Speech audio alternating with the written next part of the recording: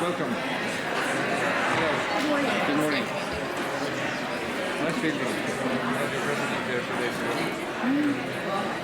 He spoke from this rostrum 3 years ago. Welcome, good to see you.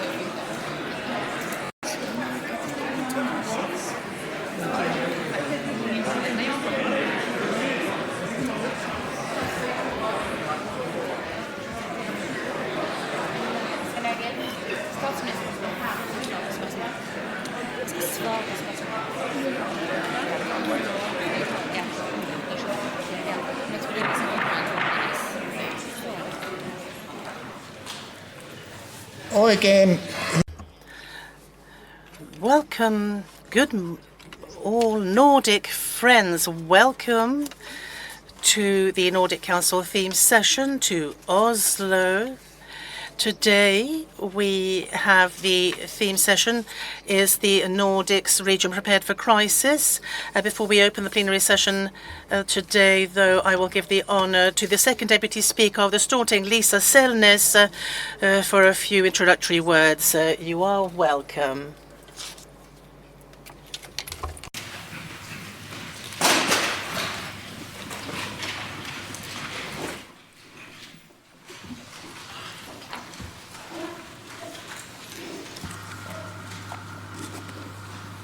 President, Statsminister Støre, Prime Minister Støre, government representative, international guests, members of Nordic Council, ladies and gentlemen. It's a great pleasure for me as Vice President in the presidency of the Norwegian Storting to warmly welcome you to Oslo and to this session in Nordic Council. The Nordic collaboration are amongst the oldest and most extensive regional cooperations in the world. This applies to all the levels of society. It's a cooperation that will strengthen us as a region, and as today will strengthen us when we have to address a very unpredictable and uncertain world. This is both serious since the Second World War. Preparedness, our crisis preparedness underlines this. The question on the table today is how can we, as Nordic countries, strengthen our common resilience and crisis preparedness? Are we prepared for crisis? The theme has been chosen since we mean that through this Nordic community we can address these vulnerabilities, and together we can address the challenges that we meet in today's world situation. The Nordic solutions for cross-border challenges is more important than ever. Today's debate is both topical and important. Dear Nordic friends, in addition to being part of the Norwegian Storting's Presidium, I'm also a member of the Norwegian delegation to the Council of Europe. I've heard that the Nordic countries and the Nordic region is phrased as a democratic force in an unstable Europe with the rule of law, minority rights, and this is now being challenged, we see, in further stronger degree. And this makes me proud. And every time I go to the Council of Europe, I'm a proud representative of our Nordic values and our democratic nature. Together with my Nordic members, I protect these very basic values in our society, as also underline a binding international cooperation that has served us so well since the Second World War, but we see that this is now stumbling. The Nordic region should be the most integrated and sustainable region. And here, the Nordic region, the Nordic countries, is a strong champion for a good rules-based world and value of international cooperation. And this shows that we see and we experience the value of this at all the levels of society, both individual to the government level. And it also expresses a faith in a stronger society. I'd like to sum up by thanking you all for what you do in order to strengthen and extend the Nordic collaboration. I hope you have a fruitful session with very insightful discussions and a strengthening of the Nordic relationships. Thank you very much.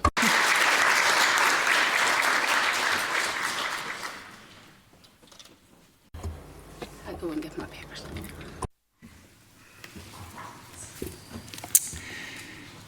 Kiitos. Thank you. Second Deputy Speaker Citizen Helmis, dear friends, as the President of the Nordic Council, it's my pleasure and honour to welcome you to this year's theme session of the Council here in springtime Oslo. I would first like to welcome our guest friends to the Norwegian Jonas Gahr Støre, and also the Ukrainian Health Minister Ihor Kopats, and also we have the Icelandic Minister for Compensation, Mar Einarsson, and on the Faroe Islands, Maur Steg Nilsen, who will participate also at the question and answer session. In particular, I would like to welcome our international friends from the Baltic Assembly, the Benelux parliamentarians, the Council of the Western Nordic Countries, and also welcome goes to the Nordic Youth Council and as well as the Sami Parliamentary Council. This year's theme session subject is the Nordic region prepared for crises? And it's flexible. It goes very well with the Finland's presidency program, consular security, and comprehensive security is much more than just decades including and also with defence policy. It is always affects the individual as well. Total comprehensive security is more crucial than ever now, has been for decades. Included in the Nordic region, we all know what is happening in the world at the moment. Russia's illegal war of aggression against Ukraine is now in its 5th year. And also, and it was said in many times, it's been said that we have support also and give them our support, and after they also said that after the 4th year of it, the Ukrainians aren't fighting only for their own homeland, but also for the integrity of the Eastern NATO countries and of Europe as a whole. Our support for Ukraine must therefore not waver.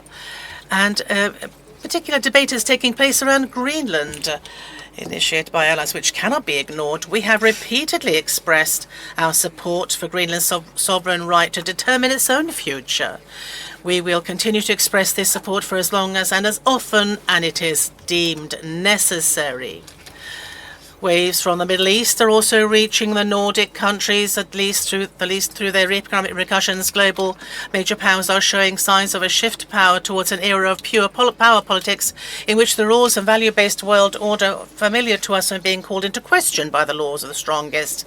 Last year's theme session, our excellent speaker Alexander Stubb also talked about introduced the term value-based realism into international politics. Now, if ever, there is a need for it.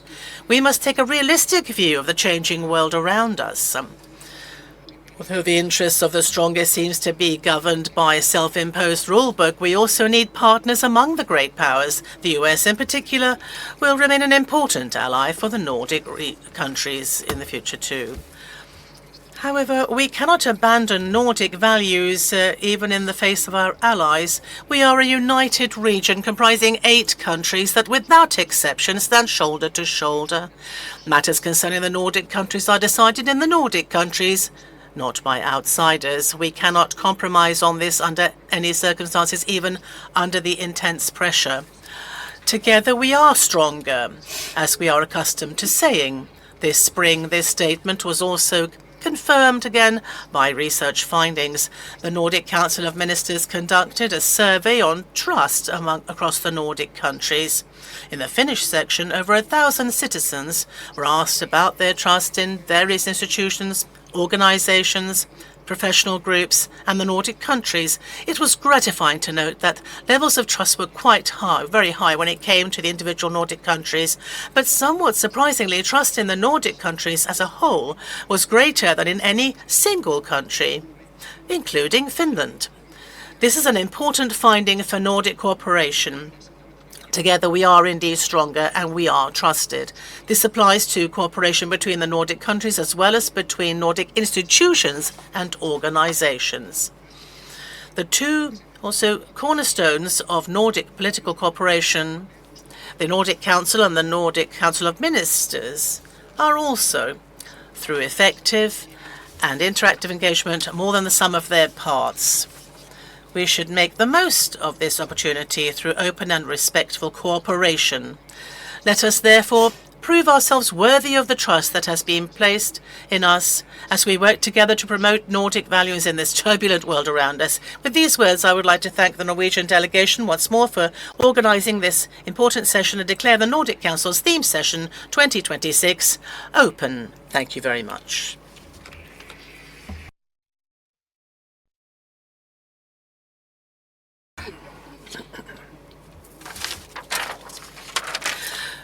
And then we will move on, of course, to the first point on the agenda, which is 1.3, which is the adoption of the list of participants, and it has been is on northern.org site, and of course that will be regularly updated, and you can find then also the latest versions there. And can this be approved?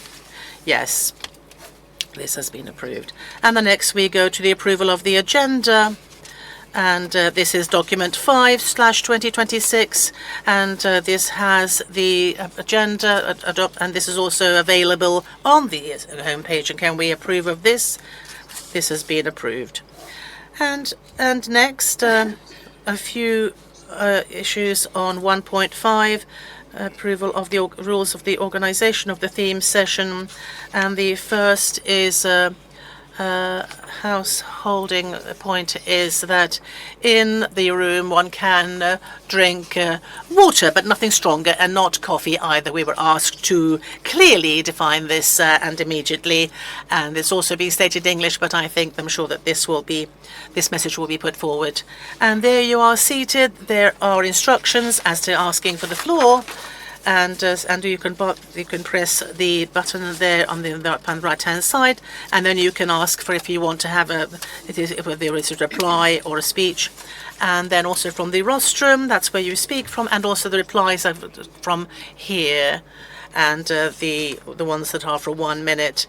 And 3.26, and that is the most important rules, and you can look at those from there if that is needed.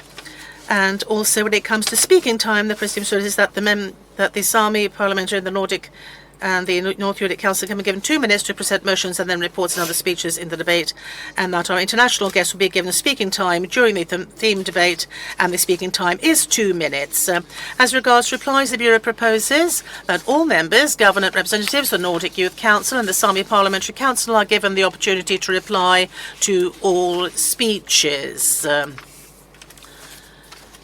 Requests for reply are signalled during the speech and taken immediately after each speech. Each reply and response is to reply as a time limit of then 1 minute. And as before, the number of replies may have to be restricted due to usage of time, so this might be applied. And all of the Norden.org has all the rules, and there are copies at your seats. Can we then approve these rules? And I believe we can, yes. Next, we have 1.6, the approval of finalized and retained recommendations and internal decisions. They will have to form a business to decide. The first concerns about the finalized and retained recommendations and internal decisions, which are summarized in document 7./2026, which is available at the Norden.org website. Can this be approved? And this can be approved, yes. And next, we have a look at the briefing of the Nordic Council Annual Report 2025. This is 1.7 on the agenda, which is about the annual report, which is document 9/2026.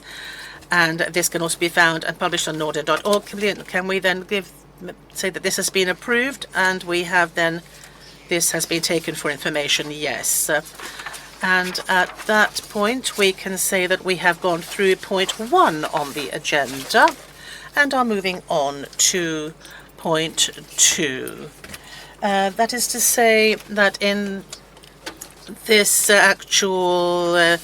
this day's main event, or the theme debate, this year is entitled, "Is the Nordic region prepared for crises? Flexible cooperation and freedom of movement as a basis for Nordic resilience." As you know, the crisis preparedness and overall security is one of the focus of the Finnish and Icelandic presidency program for the Nordic Council 2026. And I'm very proud and happy to have 2 prominent guests here today to give us their input to the debate.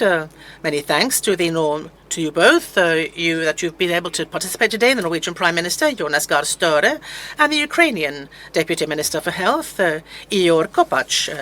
And we very much look forward with great interest to your speeches, and we'll go to point 2.1.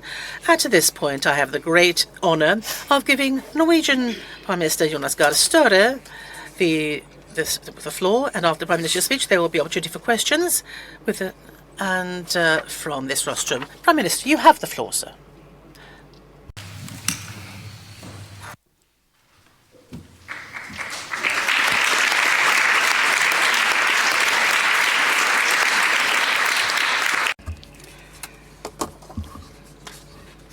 President, as we say here in the Norwegian Storting, dear Nordic friends, welcome to Oslo, welcome to the plenary session, and thank you for giving me the possibility to make an opening address. This is a serious and very important theme, and it's important that the Nordic countries discuss resilience together. In Norway, we have gone into what we call the year of the total defense 2026. And with that, we try to address and instigate a discussion on the fact that crisis preparedness is much more about other things than capacities, military cooperation, NATO, and these structures out in the world.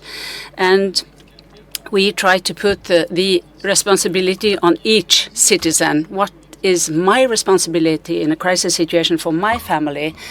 What responsibility is there for the businesses in this situation, the municipalities, the hospitals, the universities?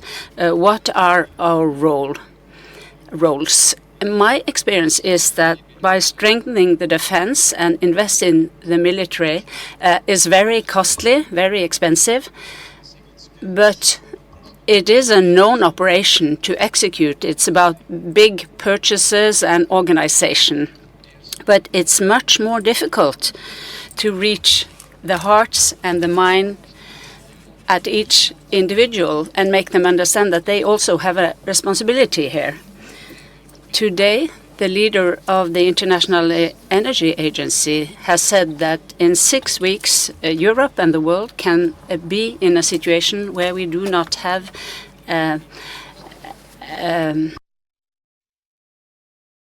petrol for the flights anymore. And this is, of course, the Middle East crisis that is affecting us this way. When it comes to preparedness, I feel that we have seen in the Nordics lately that the war can also touch upon us. But we have been thinking about the political situation in the Nordic region, Russia's war against Ukraine, that there can be a war situation also for our countries. I think that our countries are amongst those who are well protected against war. But the important thing in the communication with the population is that a crisis can be bigger than a war. It can also be extreme climatic situations. In Norway, we have seen that. We've seen that thousands of people had to be evacuated. We are exposed to the climate in this part of the world. We have the sea, we have the wind, we have precipitations. It can also be an outage of the data, because of power outages or sabotage, and it can also be about war. The war in Ukraine has a huge effect, but we also see a war now in the Middle East that has been started without any plan or any thoughts, and today 1/5 of the oil in the world is not reaching the world markets. And I think we all know that if there were to be an end of the war in the Middle East this week, I hear that the American president says that we've almost finished, he says. The situation will be just as serious because all the ships that export oil from the Middle East, they have delivered their goods. So if you open up for the ships again, it will take a long time until these ships arrive at port. So energy, oil, aviation fuel, diesel, the situation there is very serious, and we need to address this situation now in the Nordics. And I'm used to saying that we are open economies, we are open countries, we are being affected. That is why it's important that we all discuss this together. So the big question now is, are we well enough organized to take advantage of the Nordic potential? I think the answer is no. I think we are living in an illusion, and the illusion is that the world outside see the Nordic region as one. If you go to the UN in New York or to the African Union, Addis Ababa or ASEAN in Asia, they see Nordic as a very uniform region where they speak the same language. And the Swedes, they want to live and die in the Nordics, as you sing in your national hymn. So we can agree on that. But we who have been working here for a long time, we see how big differences there are. Our administrations are different. Our governments are differently structured from one country to another. So I think we should tell each other today that we need to break this illusion that we are a unit with a very close-knit collaboration, because it can be even stronger, this collaboration, if we want to secure our fellow citizens. If we look at the critical functions in the everyday life for people in the Nordics, it's about energy system, ports, railroads, satellites, maritime installations, political decision-making processes, and energy supply. Our countries are geographically close, and we will see how important this is for our common preparedness. None of us are autonomous. We are not self-sufficient. We all have reserves when it comes to important goods, food, fuel, some critical factors. But the world is not organized for us to be self-sufficient. So we need to have plans for collaboration. So we have to build up our own preparedness, and in many ways this need to be done in collaboration with others. And of course, those who are closest to us, geographically speaking, are the most important ones. And we can see that from Ukraine, which has had hard-won lessons there. Our crisis units in the Nordics need to collaborate. They need to speak together in order to bring forward the same message about the crisis. We can collaborate on many practical issues when it comes to energy, ports, railroads. We can also reduce the commerce barriers, and we can also strengthen our collaboration within the defense sector. And the NATO membership for everyone has been of a great value. NORDEFCO has made us good progress here, and the purchase of defense materials in Nordic is a good thing. But we can and we have to do more in order to strengthen the preparedness in the Nordic region, and by that we will strengthen the values in the Nordic model, and that is something we will pay attention to when we will assume the presidency in the Nordic Council of Ministers next year, 2027.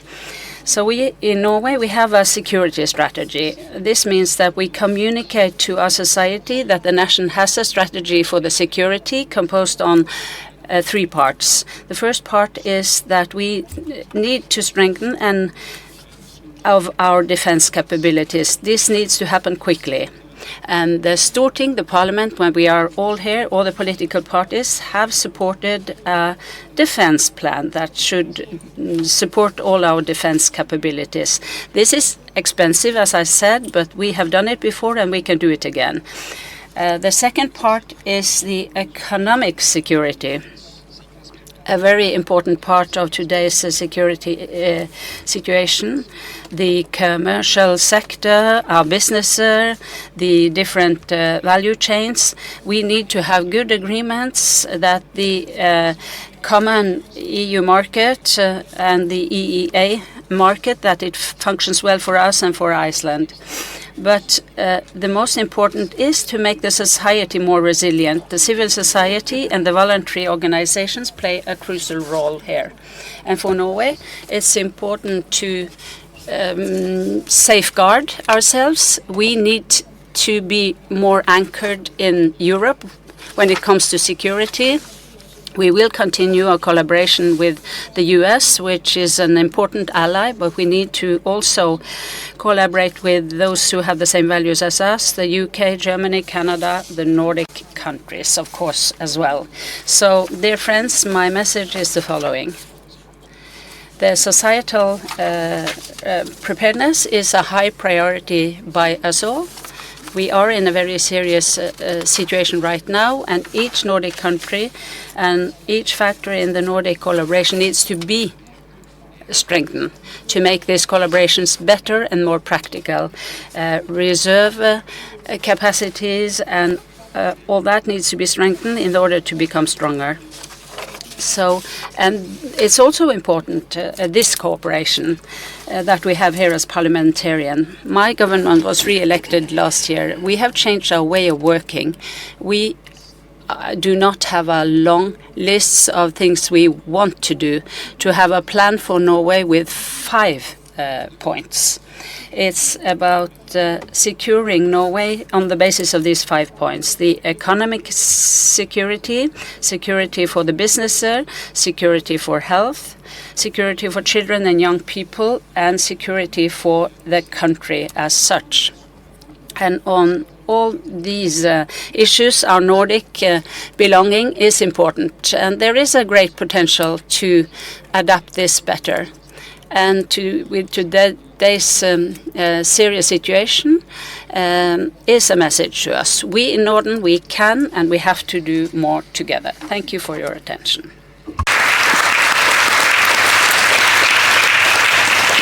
Kiitos. Thank you, Prime Minister.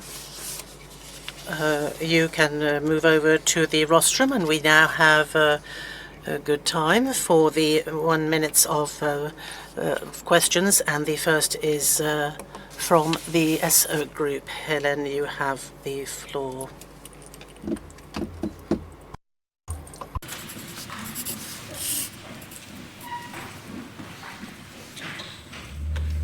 Tack, president. Jonas. Thank you, President. Jonas Gahr Støre has been Minister of Health, Minister of Foreign Affairs, and today he is Prime Minister during one of the most turbulent years. It's been a finance crisis, refugee crisis, pandemic, and today we are living in uncertain times, both with NATO and Europe. Jonas has at the same time been a very strong and important force in the world, but also in the Nordic collaboration.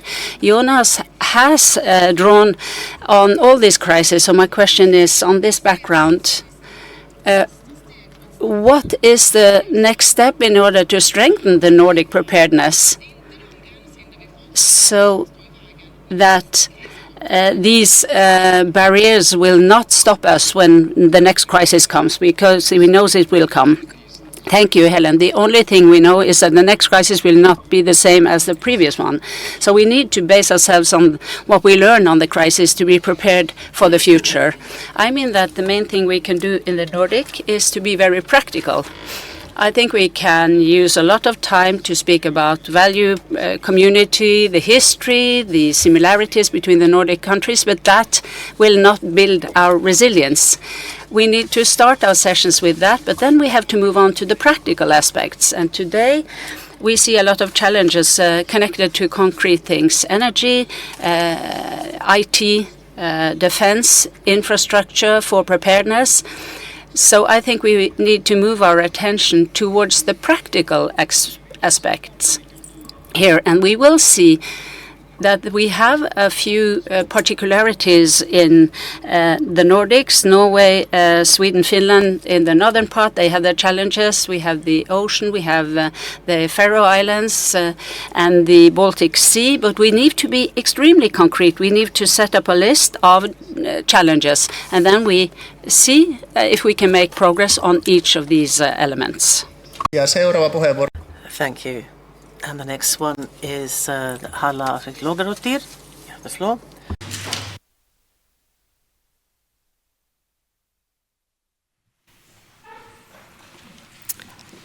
Takk fyrir, forseti. Ég mun tala á íslensku. Thank you. I shall be speaking Icelandic. I would like us to speak a little bit about energy. We know that we are strong when it comes to energy, but I also what can happen in the oil market, and it's important that we have good resiliency, and when we need fuel for transport, it is important, and everything is also about food security. I want to ask the Norwegian Prime Minister if it is time that the Nordics make some kind of a frame agreement or contract or some kind of resilience when it comes to distribution, and also coordination when it comes to oil and gas in particular, because we are all dependent on, for example,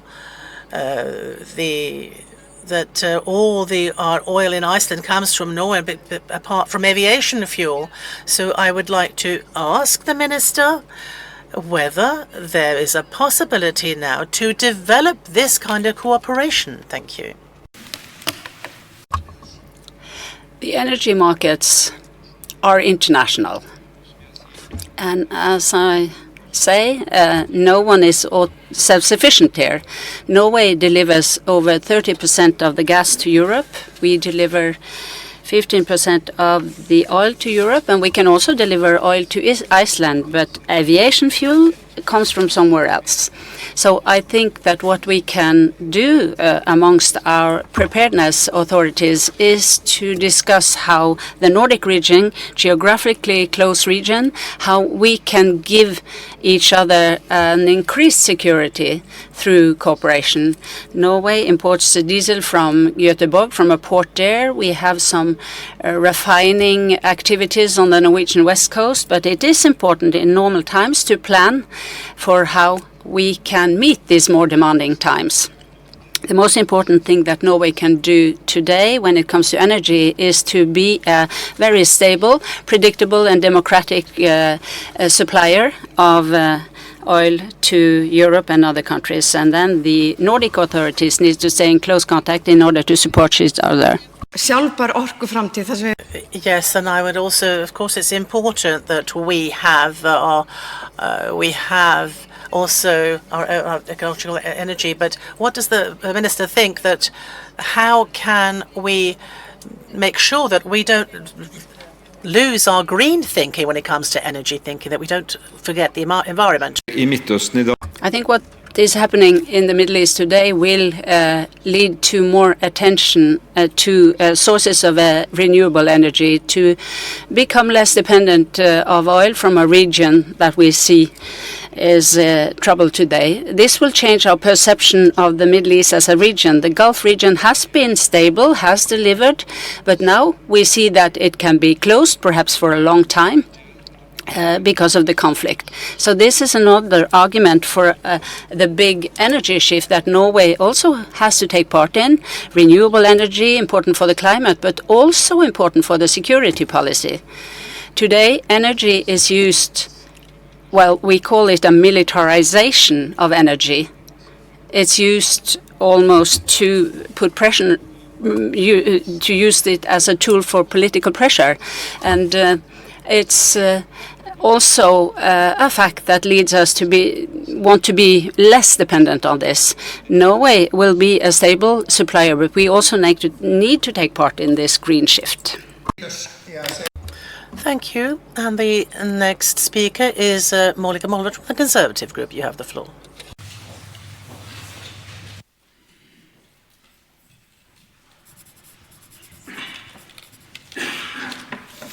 Statsminister, du må ikke sove. President, Prime Minister, you mustn't sleep, said Arnold Furlan in 1936 to a generation who didn't see the Second World War coming. And in Finland, this has been prepared a long time. This is a natural part of the society.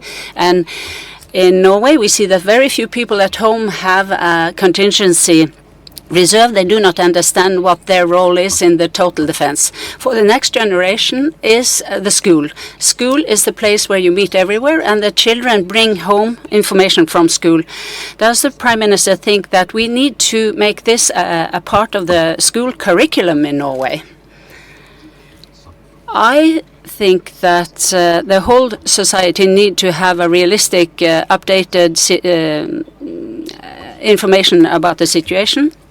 All Norwegian and Nordic households have information about the preparedness reserves that they need to have. It's need to be very concrete. We can say that can be a war, that is one thing, but there can be other crises, climate crisis, and you can lose the IT, for instance.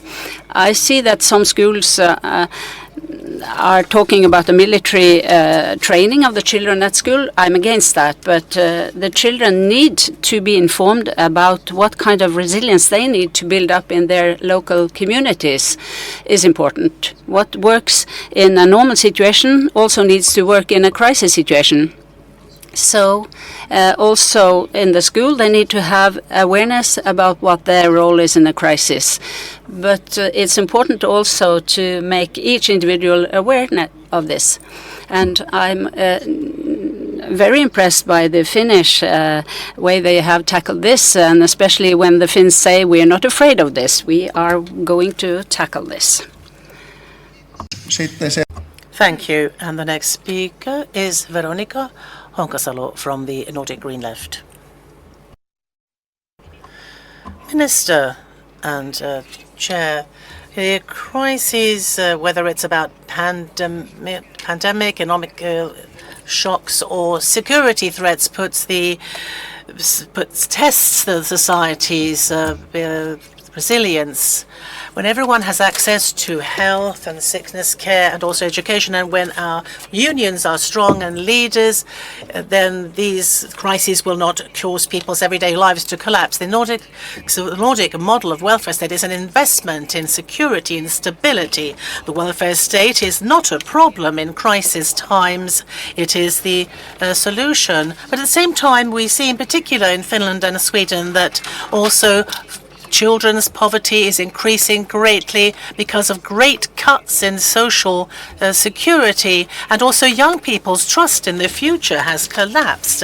Does the minister agree that in these times we should strengthen the welfare state and not make it worse? Utgangspunktet jo at velferdsstaten moderne. Det en styrke I samfunnet. The welfare state is modern. It explains clearly how we have been able to develop a society. Many people work. Many have the competencies to deliver good performances at work. Our welfare state is for use, not just for decoration. And the difficult period we've been through during my presidency, we have wanted to use the welfare state to support vulnerable people. We have a fixed electricity price to safeguard your people's economy. We have also ensured cheaper kindergarten prices, school. People who choose pre- and after-school clubs have increased. And I also believe that this is a direct consequence of the fact that if we have strong welfare, we have a strong economy. It is productive and it is modern in terms of economy. That's my opinion. And there will always be different directions across the Nordics. We have democracies, but they are not the same. And for Norway, the welfare state has been a strength. It has been prioritized. It needs to be funded. This is not something that we need to demolish. Thank you. And the next is Staffan Eklund from the Free Nordics. You have the floor.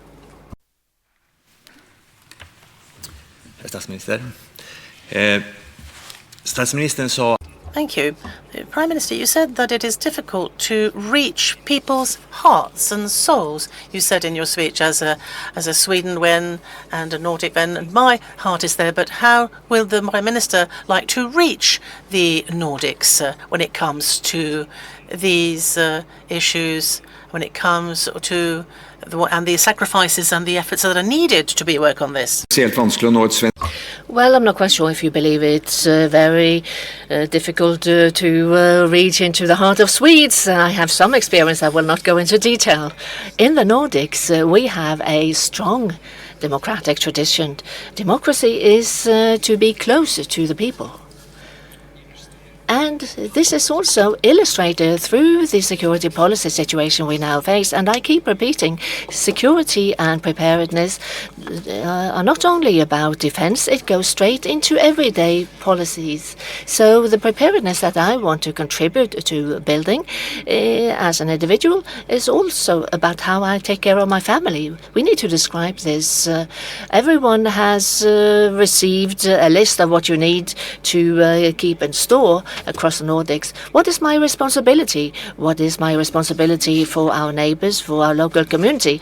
As I said, I served as the Secretary General of the Red Cross, and our experience that what works well during peacetime also needs to work during war. We see that in the Ukraine, that the preparedness system they have is based on the local preparedness. And I think that needs to be the response to your question, Staffan. Talk about what the truth is, talk about the core of preparedness, and then it needs to cover the whole range from the national security policy down to the local level. Thank you. And the next is Helene Norstad from our new group. I'm afraid we don't have a Finnish translation for that yet. I would also like to take the Prime Minister that he takes the time to come to the theme session of the Nordic Council. Preparedness is very important. We've heard many good interventions and contributions. It's not only about defense, it's about energy supply, whether or not this is electricity or oil and gas. In this forum, we have discussed oil and gas production across the Nordics, also in Norway. Some voices have said that we need to phase out the production because we want to welcome the green shift. And in your opinion, Prime Minister, has the situation in the Middle East demonstrated that the democratic system that the Nordics and Norway have, by being a strong oil and gas producer, should we remain that for as long as we can? Delegate, we didn't need the Middle East war to see that. We have been a stable supplier to Europe. We need to continue to cut back on carbon emissions. We should also contribute to bringing on new solutions for carbon capture and storage, and also to develop emission-free sources. You agree? I believe that the climate threat is serious, even though there is a war in the Middle East. I believe that we should deliver oil and gas while at the same time transitioning to a green society. And we have great ocean. We want to develop offshore wind. It's important to use our acreage. The war in the Middle East is an illustration of the vulnerability if we only rely on one type of energy. We also saw with the war in Ukraine, Ukraine was dependent on Russian gas, but as long as we can supply gas safely to Europe, we will help and contribute to supporting the change needed. Kiitos. Thank you. And the next is from the Nordic Youth Council, Alvid Karel.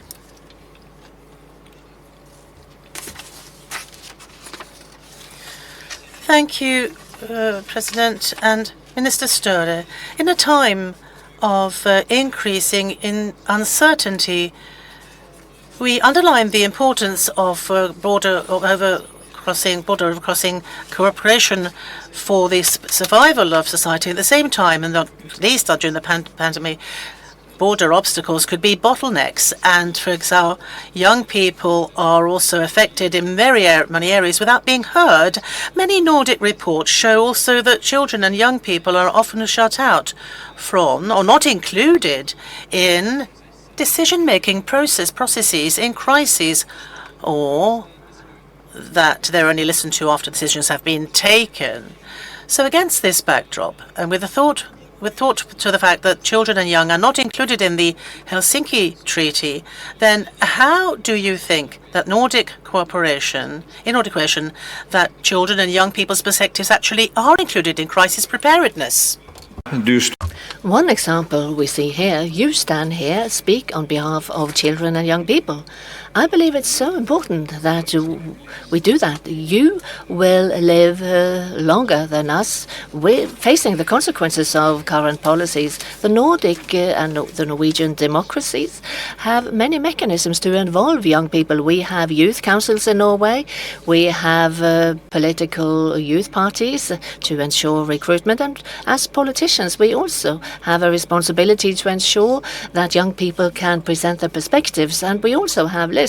But I welcome that there is a voice on behalf of the youth in the Nordic Council, and we should also take that into consideration in the Council of Ministers. Thank you. And the next speaker in the debate is Kjell Arne Ottosson from the Centre Group. You have the floor.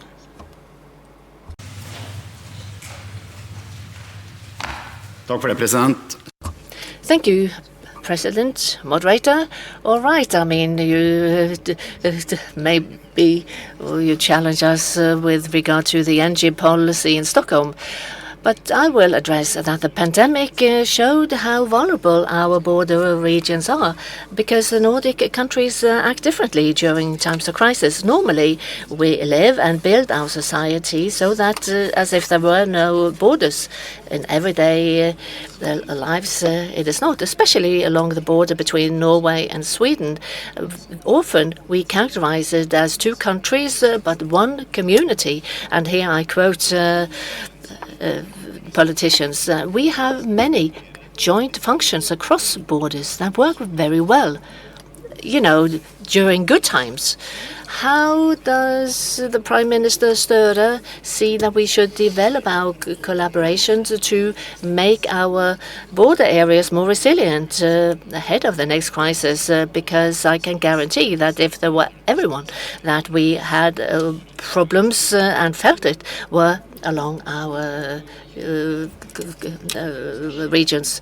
Not too far from where you live, I have a sign, and it's on my wall. It says that the border follows the stream, and it illustrates how the border region is. It is a paradox that you aptly describe, that we have contributed towards the Nordics. We ensured a passport-free union from the 40s, and we also it illustrates how we face challenges. I think that the response must be that we need to learn the lessons from the last crisis to prepare for the next, because even though that will be different, then contact and communication across the borders regarding goods and services will still prevail, and our ministries of interior affairs should also focus on the lessons learned.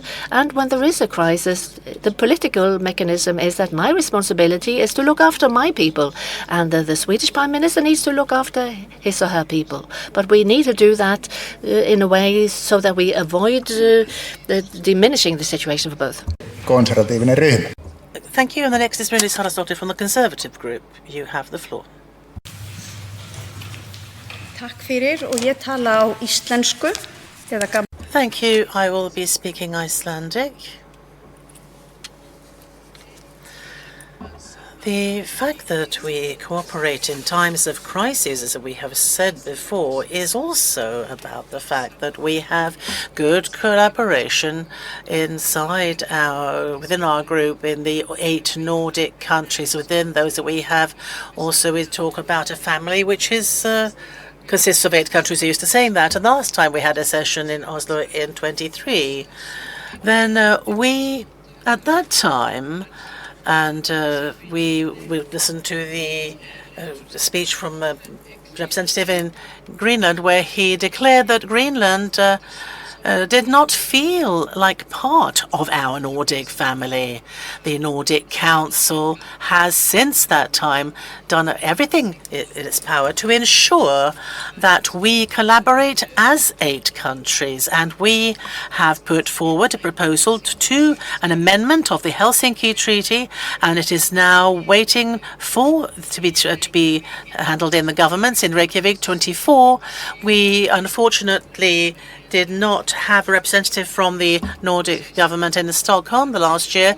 There was not a representative from the government of Greenland. We were only 7. And that's why I'd like to ask now the Minister, what are we going to do about the opportunities to ensure in these times of crisis that we are a family comprised of 8 countries, and that when we have our session in Helsinki in the autumn, that we will be 8 representatives from 8 governments. Thank you. President, well, it's important to say a few words about supporting the Greenlandic people. Denmark is dealing with the situation that the US president has created, unreasonably so, and the Nordics have been speaking with a clear voice. We it is also the choice of Greenland not to attend these Nordic meetings. Well, you may discuss that, but now there is discussions based on the Helsinki Agreement to see if there's a need for change. We also participate in those discussions from Norway. I believe that we can safely say that Nordic is home for all Nordic people. We need to find solutions, but we also need to find solutions within the framework of the regulatory rules that each country has. But we should ensure delegates from all 8 areas next time we meet. Kiitos. Ja sitten me... Thank you. And then we have time for one more. And Jan Lørdal from the Green Left. Prime Minister, like you said, there are many tragedies that we see internationally. And as I see the Prime Minister, we should also act in solidarity with any aggression and transgression of international law. I will answer questions with reference to my Icelandic colleague. This is not only about the Faroe Islands and Greenlandic status, but also to strengthen the Nordic cooperation. Therefore, I would like to ask if the Norwegian government would support an open review of the Helsinki Agreement, where we can also look at this in terms of the treaty basis. Not only a small review, but a larger and more comprehensive review to support the entire Nordic collaboration. President, I believe that one of the strengths of the Nordic countries is that we are pragmatic. We find solutions. One of the weaknesses of politicians is that we tend to get caught up in formal text and the importance of meanings. I believe that the Helsinki Agreement is a framework agreement, a good agreement with good values. It's up to us and the government to find good solutions. I would like to warn you against entering a process where we see that a major change of the Helsinki Agreement should deliver results for all our inhabitants. I think that that would be a misuse of our efforts. We have talked about how we should do this. We need to do it in a good way, and then we should also provide good input towards the process of making good decisions for the Nordic inhabitants. Thank you. And thank you so much to the Prime Minister for this discussion. I have understood that we have no more time. So thank you very much, Prime Minister. And at this stage, before we go to the next part, then we're going to change chair. Helen Björklund has said that she will now continue.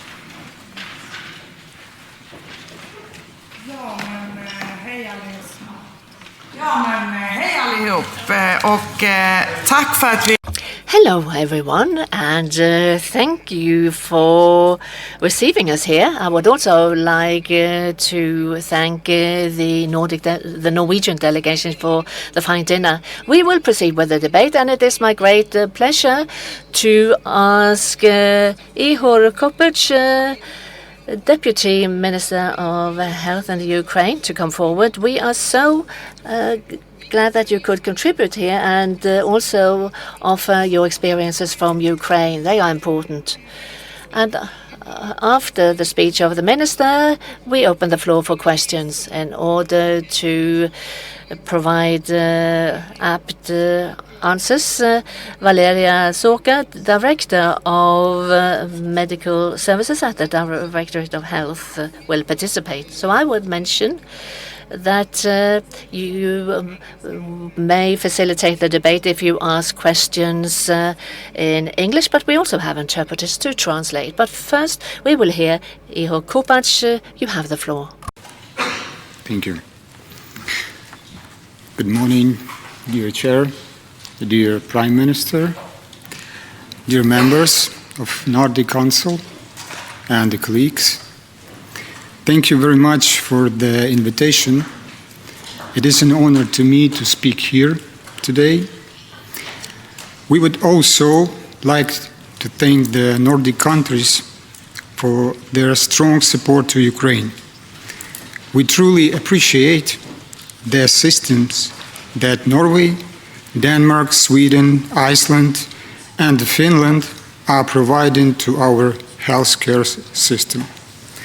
This support helps us keep hospitals working and save lives. Our main challenge today in Ukraine is living through a full-scale war. Our healthcare system works under constant pressure. We face destruction of hospitals, air attacks on energy infrastructure, long power outage, and a high number of injured people, civil and military. In such conditions, the main question is not only how to respond, but how to keep the healthcare system stable every single day. Our main goal is simple: to keep healthcare services working in all conditions. Let me explain what helps our system function and stay strong.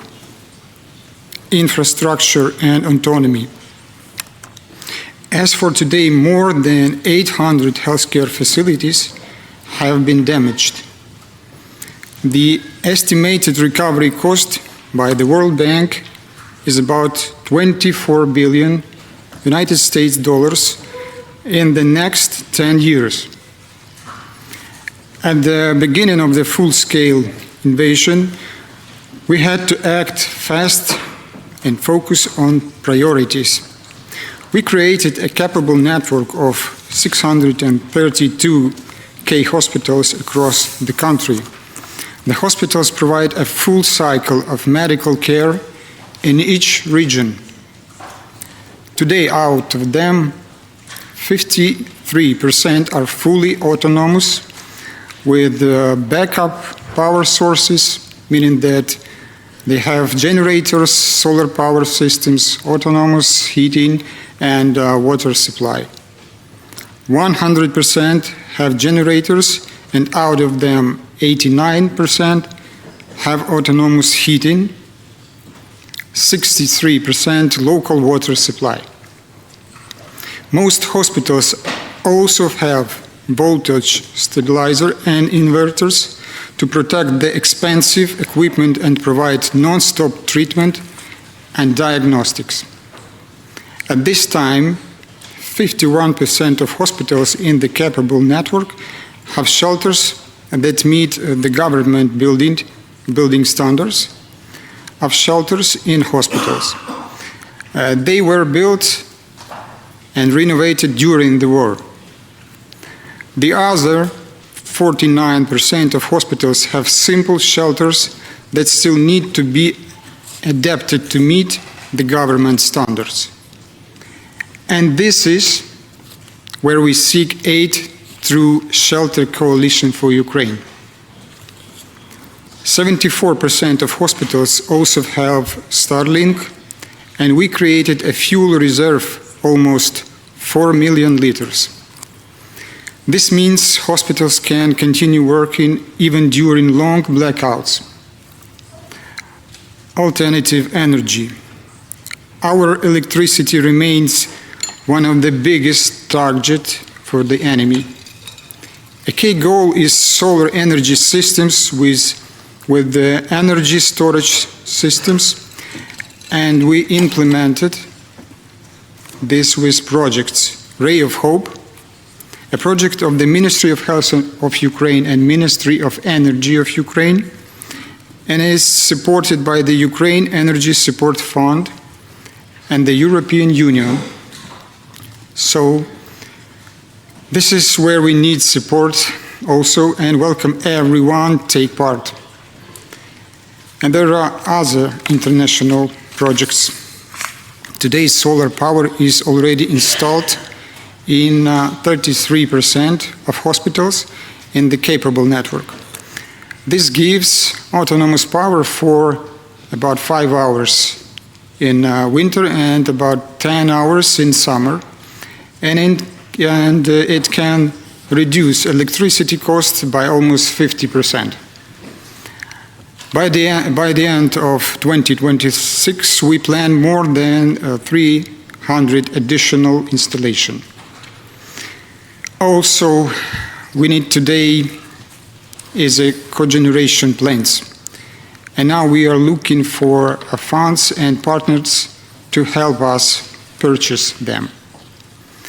We simplified the delivery of medicines to remote and rural areas.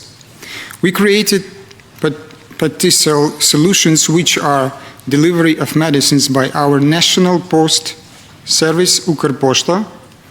This is a nationwide project. Mobile pharmacy for remote communities, access to over-the-counter medicines at petrol station. We also continue the government medicines program. Patients receive medicines with the full or part refund from the government funds. Even during the war, this program is expanding. Mental health and rehabilitation. We create not only physical injuries, but also mental trauma. Today, more than 500 hospitals provide rehabilitation services.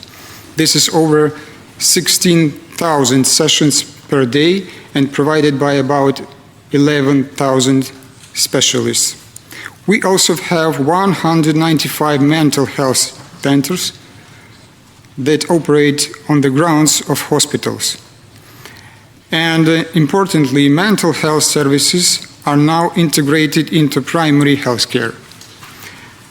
Medical evacuation. More than 6,000 patients were evacuated abroad. We are especially grateful to the Nordic countries, which accept more than 1,000 Ukrainian patients for treatment. We also created a system of targeted medical evacuation. This means that soldiers are transported directly to the hospital where the right specialists and equipment are available. This saves time and improves results of treatment. Emergency care and blood system. Emergency medical care must remain available in any situation. At the national level, we have organized a clear system of patient routes. Each region has patient routes to the best hospital depending on the condition of the patient. Emergency medical teams have modern equipment and protective gear. Even during air attacks, these teams continue to respond to calls. We also created a network of hospitals prepared for mass casualty events. These hospitals have a reserve of medicines and medical supplies. They have clear emergency response plans. We improved the blood supply system. Today we have fast coordination between hospitals and blood centers with clear requests for volumes and repeat distribution at regional levels. We also introduced blood transfusion at the pre-hospital stage. which is especially important for saving lives and critical conditions. In addition, we invested in training. Combat medics are trained in blood centers and can perform blood transfusion. We also use innovation logistics solutions, including drones, for blood delivery in difficult areas. All these measures allow us to deliver emergency care faster and improve patient outcomes. In conclusion, all these actions are part of an ongoing effort that started at the beginning of the full-scale invasion. Many results are possible thanks to international support. We see and feel this support every day in terms of medical evacuation, equipment, reconstruction of hospitals, training and partnerships. This support allows our healthcare system not only to survive, but also to continue developing. We are open to cooperation and always ready to share our experience, because being ready for crisis is shared responsibility. Thank you very much for all you have done to Ukraine. God bless you all. Thank you for your attention.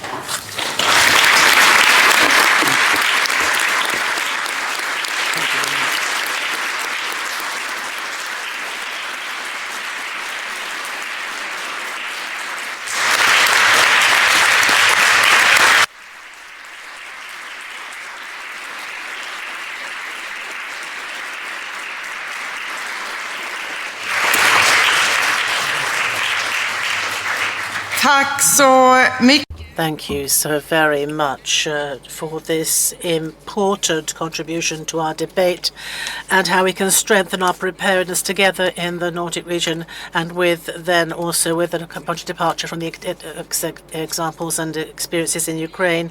And thank you for everything that you do in Ukraine every day.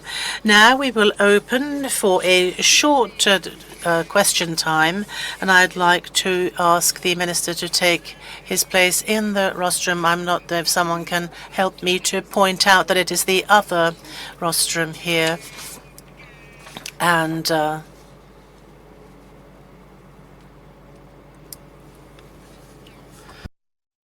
now the first times for questions. So when you get a question, you have 1 minute, and after that, the Ukrainian delegation has 1 minute to answer. And the first who has the opportunity to pose a question is Truls Varsvik from the S Group. You have the floor, sir.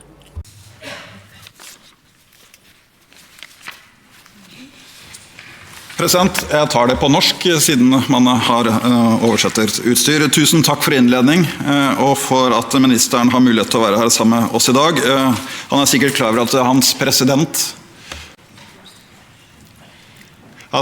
deres president I'm quite sure that you are aware that your president were here on Wednesday. I mean, there were some audio problems. Yeah. Yes, we will make sure that you have... Yes, working now? Yes. Good. Yep.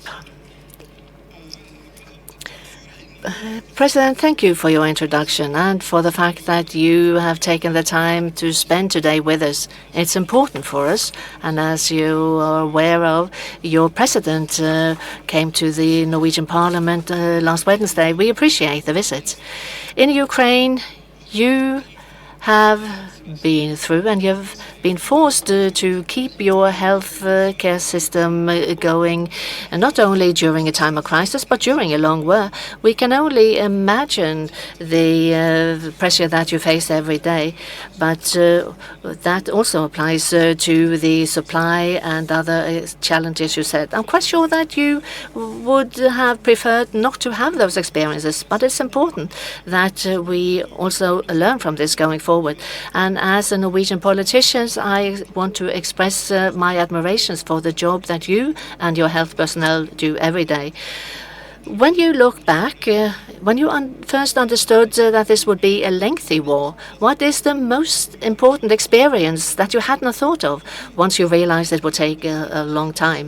What is the best advice that you can give us as politicians in the Nordic to put in place before a longer crisis will appear? Because we know it will come at some time.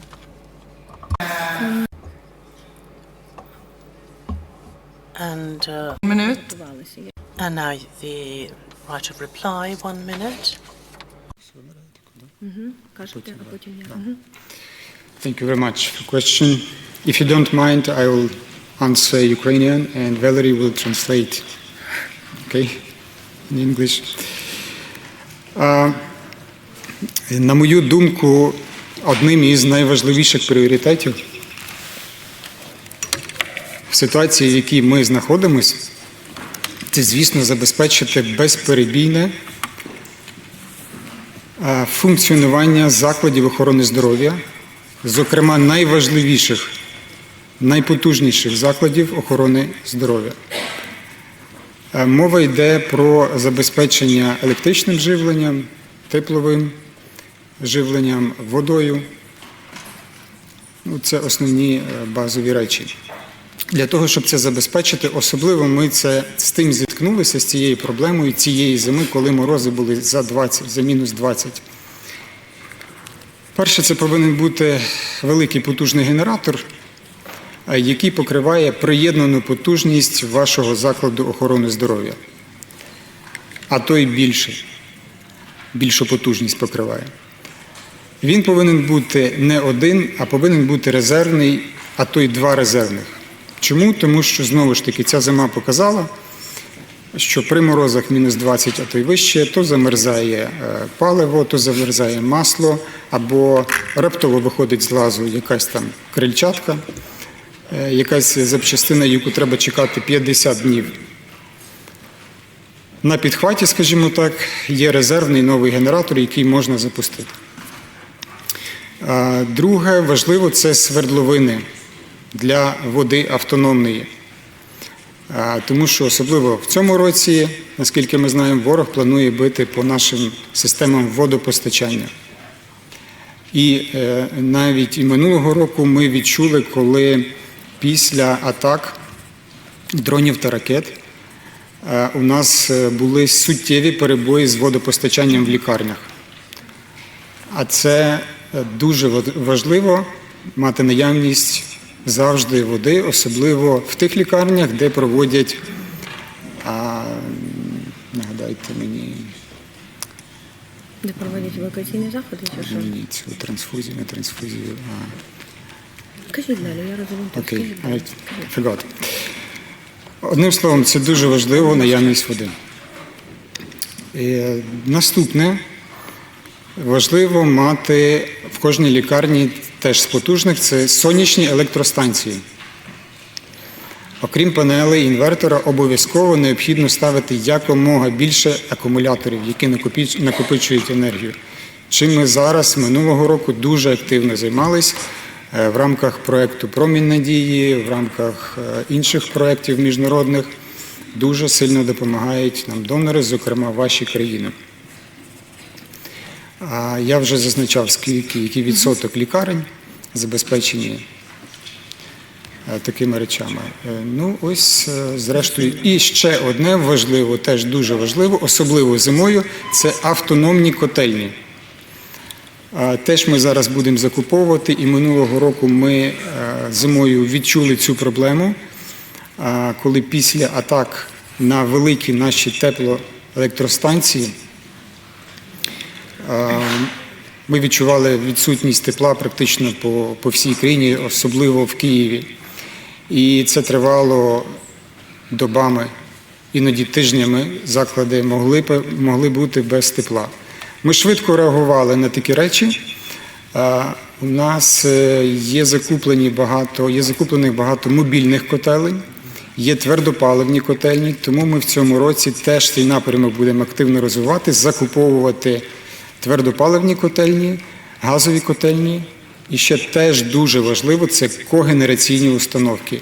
Це установки, які генерують електричну енергію і одночасно генерують теплову енергію. Це величезне спасіння в таких ситуаціях. Ну, мабуть, з основних речей я сказав. Since the war is ongoing and this is the 5th year, each year is different, each season is different, and it depends on what we face in each season. And this winter has shown a lot for us because it was a very cold winter in Ukraine. And you said what would be our main, right, advices is what we have presented in the speech. It's alternative energy and autonomy. When we say autonomy, the most important thing for the healthcare system is to have autonomic electricity, heat, and water supply. In result, that gives us nonstop work of the hospitals. With this winter, in particular, we have seen what we have faced, which we didn't face before in the other winter seasons. And since the enemy particularly striked our electric systems, right? We had long power outages. We faced the absence of heat, and we're not even talking about the water. So if in the context of saying what is the most important for the medical facilities to function nonstop, to keep providing treatment, to keep providing diagnostics, to keep accepting patients that are administered to them, and this is not only civil, we're talking about military patients because a lot of our civil medical facilities, they accept military patients. So in order for that to function properly, we have introduced for electricity, like we said in the presentation, all of our hospitals have generators. In this context, it's also important to cover the needs of the hospital. There has to be one or two alternative reserve generators. Also, it's very important for the water supply to have barrel holes and for the heating. So that's probably the most important message that we would like to deliver. Thank you. Я згадав, для хворих на гемодіаліз дуже важлива вода. Oh, and this was the message that was very important. In the hospitals, when we have kidney dialysis, right, the water supply is crucial. Thank you very much. Och nu ger jag ordet till... Thank you. And now to Sandra Listerby from the Center Group. And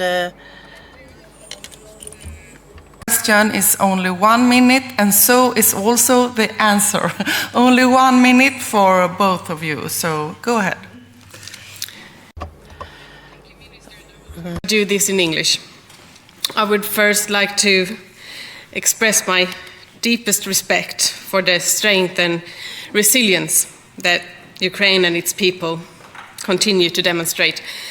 What your country is enduring is not only a national struggle, but a defense of values that resonate across Europe and the Nordic region. We support your effort with great admiration.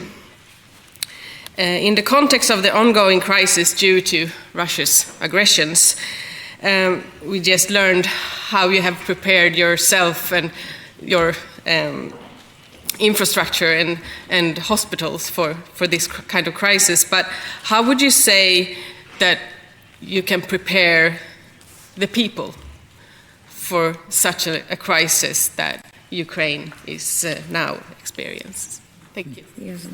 Yeah. Ми зробимо гірше, ми поговоримо просто. Те, що давайте по-основному скажемо, що це надати своїм громадянам впевненість в тому, що вони не залишені самостійно самі собою. А особливо це відповідно це ми робимо для громадян. Окей, тоді я вам зараз даю. Valerie will answer you. If we're talking about the medical system, or if we're talking about in general, not even for the medical system, the most important is to give your citizens the understanding that they are not alone and that the government will support them regardless of anything. Thus, healthcare being one of the most important things that a human being in general needs, we understood in this long crisis, in this long war, that the main thing to deliver to our citizens is that to have them see and feel that they are not alone, they're never alone, there's always going to be supported. And just like, a very good example of this is in a speech when there was a part that our emergency medical teams work regardless of anything. They go out regardless of if there's an air attack or if there's anything going on, if there's bombings, they still go out and they still address the calls and they still provide the emergency medical attention. So we think that that's the main key to have support for your citizens. Thank you.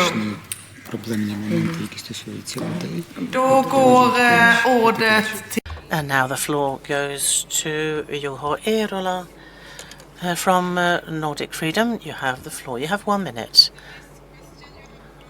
For the answer.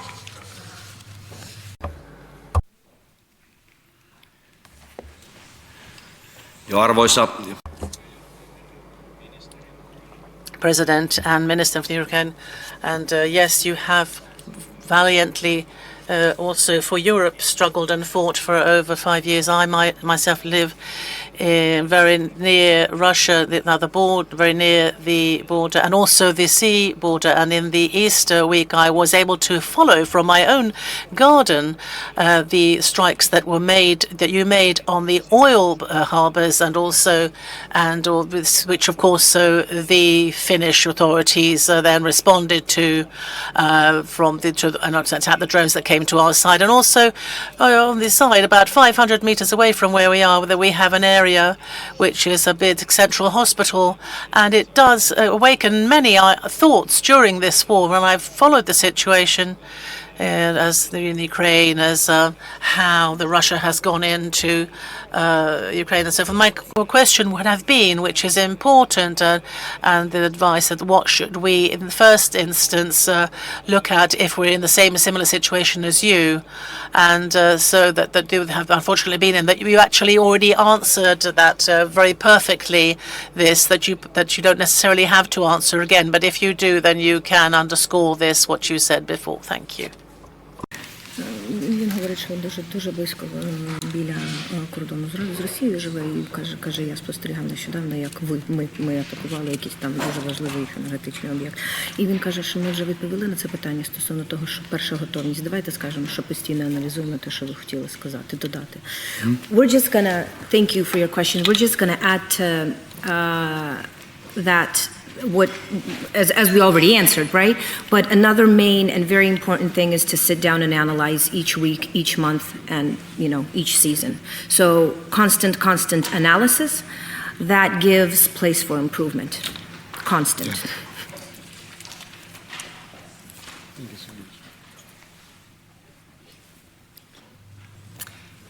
Tack så mycket. Thank you very much. And now I give the floor to Lotta Jonsson from the Nordic Green Left. You have 1 minute. Tack, fru ordförande. Thank you, President, and thank you, Minister, for being here and answering our questions and participating in the debate. And I would also like to express my solidarity with the Ukrainian people, and basically for a stable and resilient society, regardless the situation, it is that there is a functioning welfare state with access to schools, healthcare, and care for the elderly. And I was thinking in particular for also help for women and children and the older people. And my question is that what is the most important reason that Ukraine has succeeded in maintaining a welfare state despite being in the midst of a burning war? Як на вашу думку, є основна причина, чому ми вистояли? I think it's our strong people. The main reason, we believe that it's the people, that's the main reason. We believe that it's the people that work not only in the healthcare system, that provide our military protections, that operate the drones, that are out there in the battlefields. I think it's the people, and I think it's our unity. And of course, it is the help of our partners, international partners. Of course, it's the help of all of Europe. And Nordic countries in particular, so it's our people and your help. Yeah, thank you. Tack så mycket för det. Thank you very much. And now the floor goes to representatives for the Nordic Youth Council. You have 1 minute.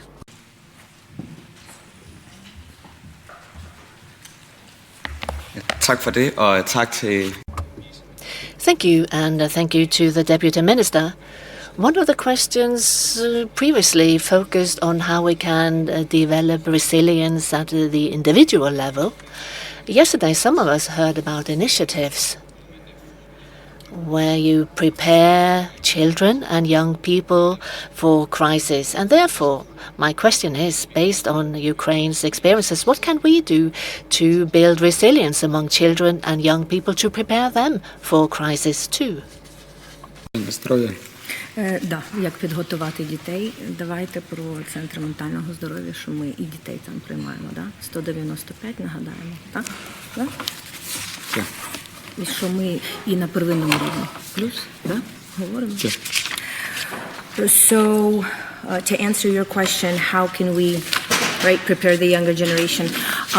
In the speech, we mentioned that at this point we have 195 mental health care centers, and they function on the grounds of hospitals. They're not like a separate thing or anything like that. So there we can administer not only adults, we could administer children. There's different types of specialists. There's adult specialists and there's pediatric specialists that can provide support and help. And also there was a note that we have integrated the mental health into the primary healthcare system, which means that all of our all of our primary healthcare physicians underwent training, which is called MH Gap, and they are trained to primarily detect and to refer if there is needed or to provide help. So that's something that we believe it's a big achievement. Today, after 4 years war, our children is also strong, like younger people.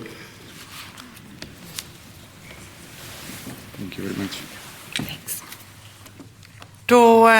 Tack.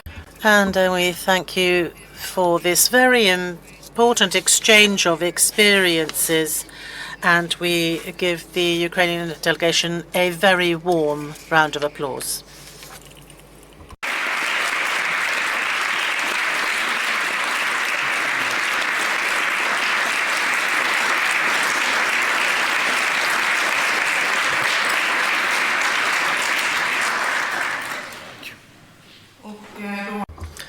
And now it has been time for the President Ville Väyrynen to take over the chair again.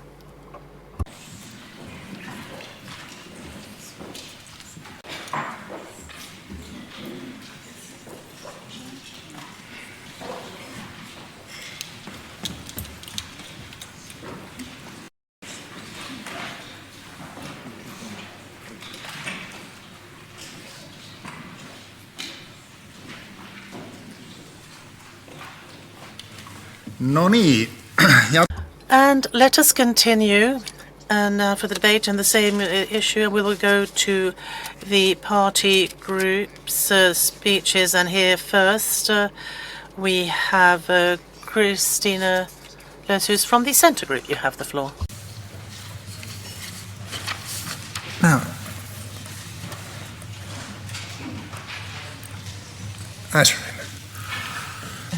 Yeah.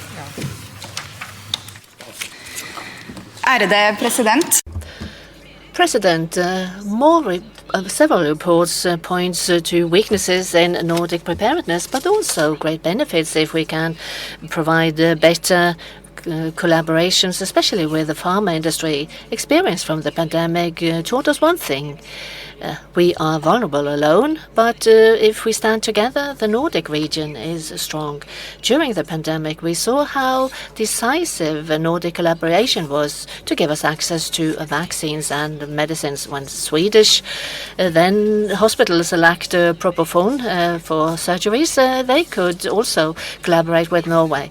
Norway and Iceland were too small to negotiate for vaccines, and the solution was that Sweden acquired vaccines also on our behalf.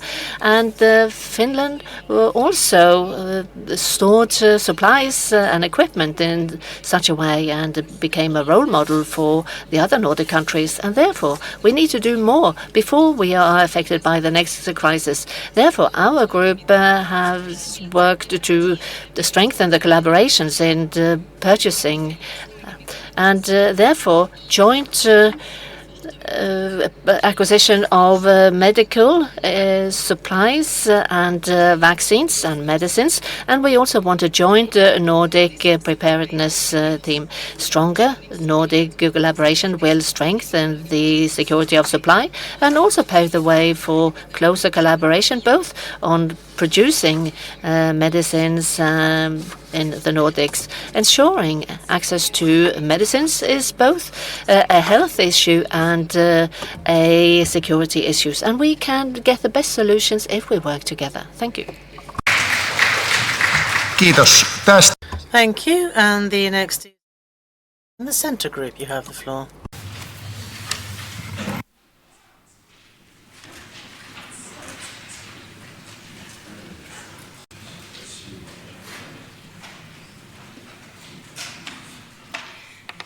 Tack, ordförande. Thank you, President, and thank you, Nordic friends. The theme for this discussion is about preparedness, and as the Norwegian Prime Minister said, that many of us have also received brochures where it says how we, on the individual level, can be prepared for worse times or times of crisis. It's about having water and food and mental preparedness. But there's nothing in these brochures about how we should ensure, for example, safeguard the fish in our sieves, or make sure our drinking water should be ensured in our times of crisis. And Nordic friends, this is nothing that can be resolved on the individual level. The basis of our preparedness and for a functioning society starts with a functioning ecosystem. And this is something which also the British research report has pointed out as an important foundation for security, because if it should be the case that we have no more electricity, that the internet disappears, that we cannot carry out digital transactions, I think that perhaps we can manage. But if at the same time there are forest fires, if at the same time we have floods and flooding, and if there's going to be such a difficult situation that we already now have to try to think about how we can avoid being in those situations. We have to invest in this preparedness to ensure that we have also foodstuff, for example, in crisis times, and not allow it to be built on a just-in-time economy. And that is why it is important to take the ecosystems and include them in preparedness. This is about making sure that we can ensure life for food production, and it's about our drinking water, and it also goes hand in hand with our vision that the Nordics should be one of the most sustainable regions in the world.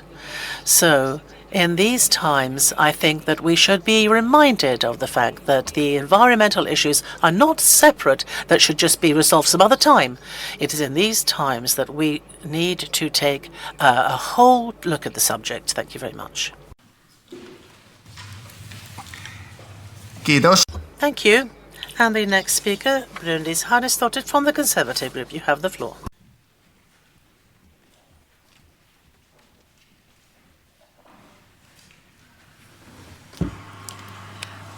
Forseti, ég tala.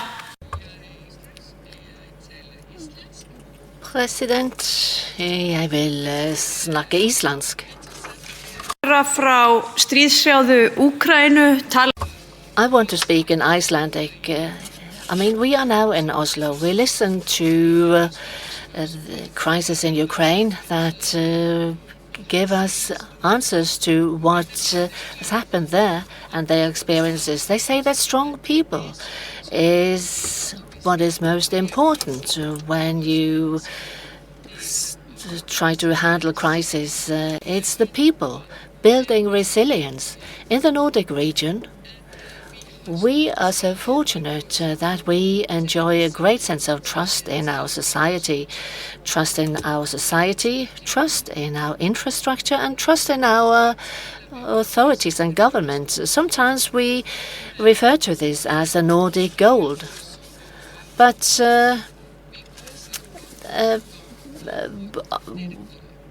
are we actually safeguarding our gold?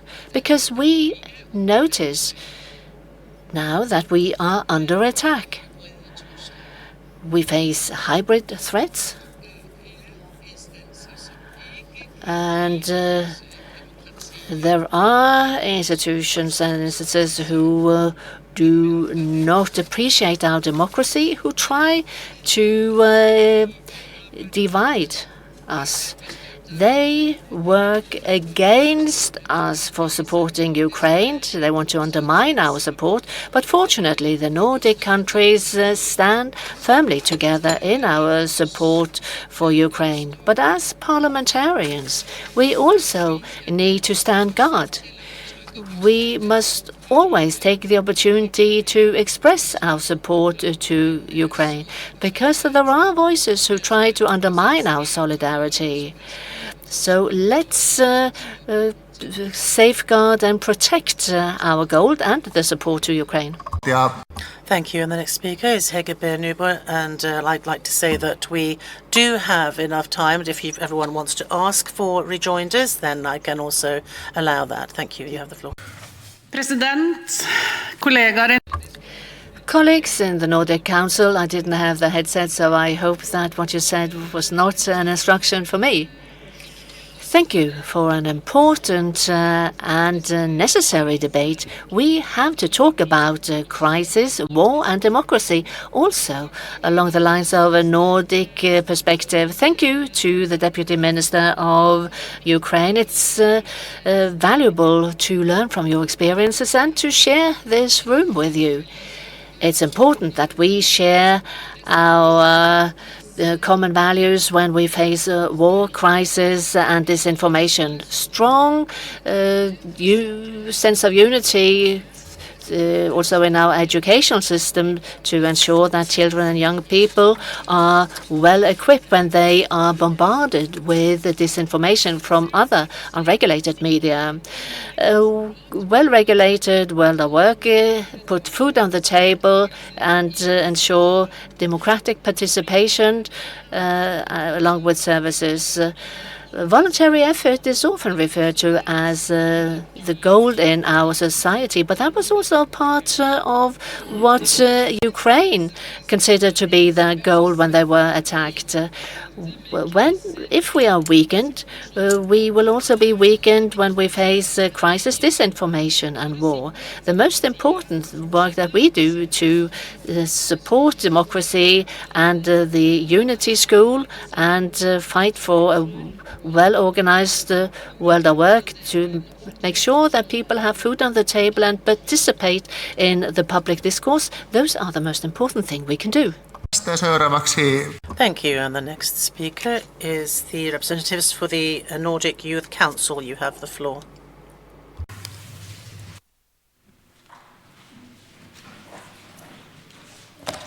Ja, Herr President. President, as was mentioned before, during the pandemic, it was clear how border obstacles, which in everyday lives can be seen manageable, they can quickly become problems. People in border areas were affected very hard, and the young people whose everyday and schooling and work and social life was affected. And at the same time, then the many Nordic reports show that children and young people, to a great degree, were not included from the decision-making process in crisis or included until decisions were taken. This is not just a question of rights, it's a question of quality in our decisions, about our common resilience. Because when we wait that young people are affected, if we know that they're affected at the same time, we also know that their perspectives will not be included when decisions are taken. And a lot can go wrong in that case. And still, children and young people have still no clear position in the Helsinki Treaty, which is the foundation of our Nordic cooperation. So a question to us all is, what does it say about our crisis preparedness if that which is, those that are affected are not a part of the decision-making that we have? So if we are serious about having a resilient Nordic region, then we also have to ensure that the next generation is a part of it from the very beginning. Thank you.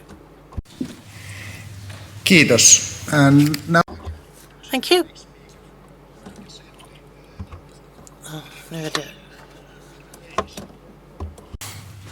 floor is yours. The floor is yours. For the Baltic parliamentary tradition. Okay, thank you. So, dear President, distinguished colleagues and friends, it's okay, it's working? It is a great honor to address you today on behalf of the Baltic Assembly at this important discussion on crisis preparedness. For the Baltic states, crisis preparedness is a daily reality. It is shaped by our shared geography, history, and, as we all know, the rapidly evolving security environment in Europe, which affects us all. Russia's war of aggression against Ukraine has fundamentally changed our understanding of security. It has demonstrated that crisis can escalate quickly and affect every part of the society. In response, Estonia, Latvia, and Lithuania have made preparedness and resilience central priorities of our policies. But one key lesson stands above all. Preparedness cannot be built in isolation. It must be built together with like-minded allies. Therefore, dear colleagues, in the context of Europe, the Baltic and Nordic countries are often described as leaders in preparedness, and this is no coincidence. Our cooperation has intensified significantly in recent years, and just last month, as you are well aware, 10 countries, including the Baltic and Nordic states, signed a memorandum of understanding in Stockholm to strengthen coordinated responses to major crises, including military threats and large-scale evacuations.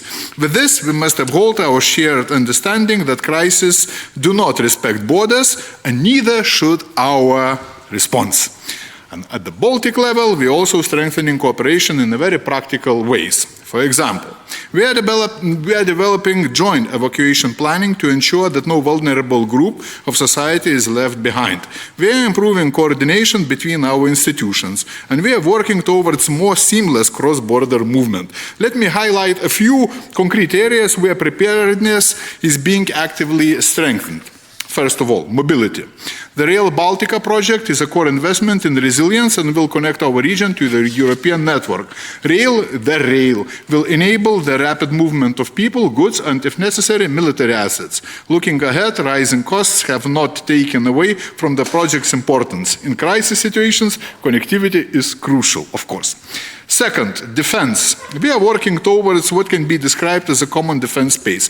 A key element of this is the Baltic Defense Line, a coordinated effort to strengthen our eastern borders through physical infrastructure and joint planning.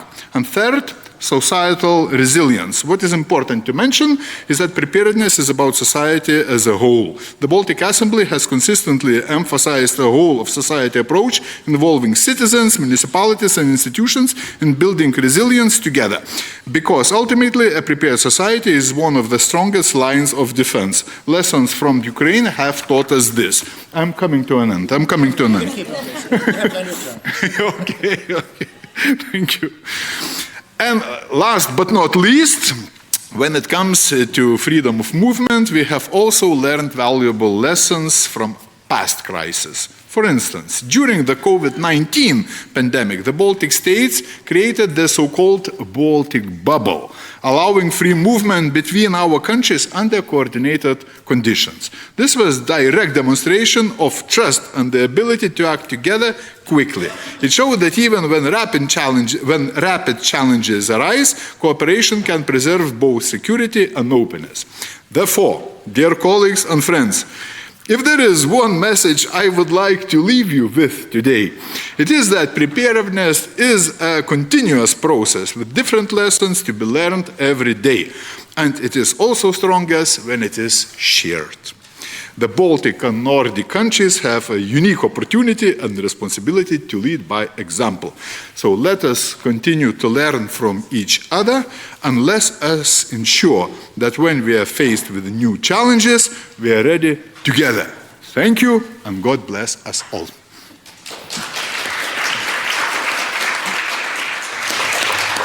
Thank you very much for this speech. And then the next speaker is Pim von Ballekom from Benelux Parliamentarians. Floor is yours, and we also have a couple of spare minutes. Thank you. I hope to be more obedient.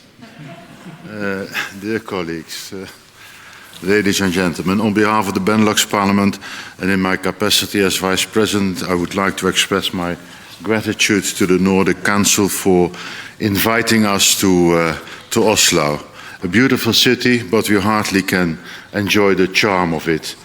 But yesterday's agreeable dinner compensated a lot.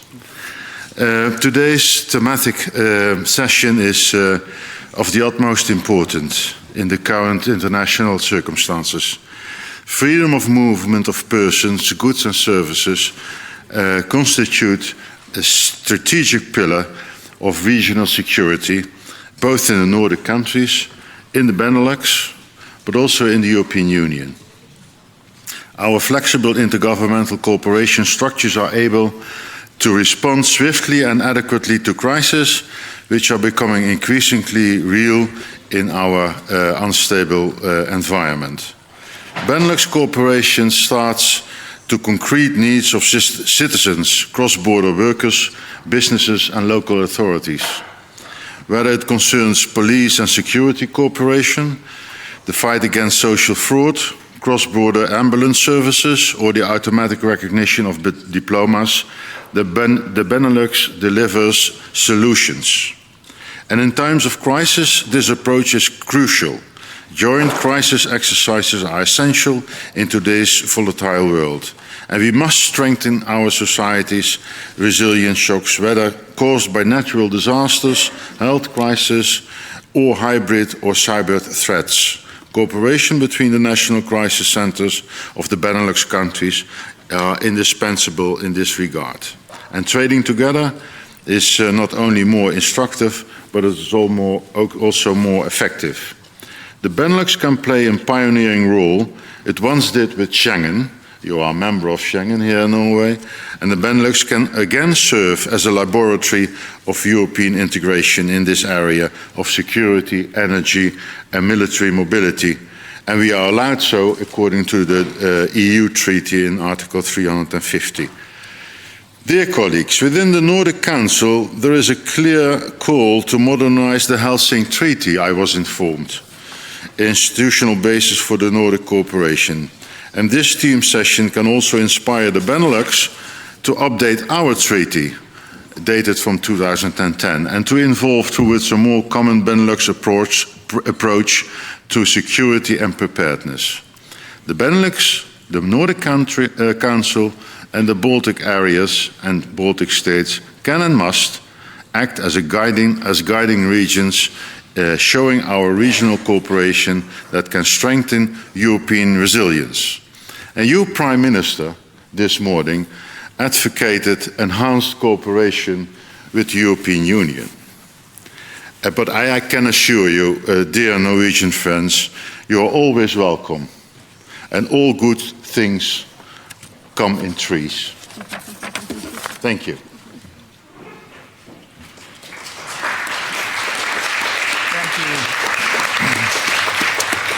Thank you very much for our international guests, and I must say that during these geopolitical times, is more important than ever, and we really value that you take your time and visit our meetings, and we are privileged to visit yours as well and keep on having this good mutual cooperation, and thank you once again.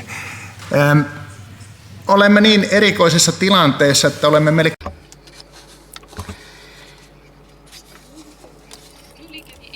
Yes, we are actually 1 hour in advance of the schedule. And we will now take a break for 10 minutes, and then we will move on. And we will then continue with the cooperation ministers' question time. But I will allow you now 10 minutes of break before we continue. And I have understood that the ministers are present in the room. We start again. It's really hard when sorry. it was just to show you what is the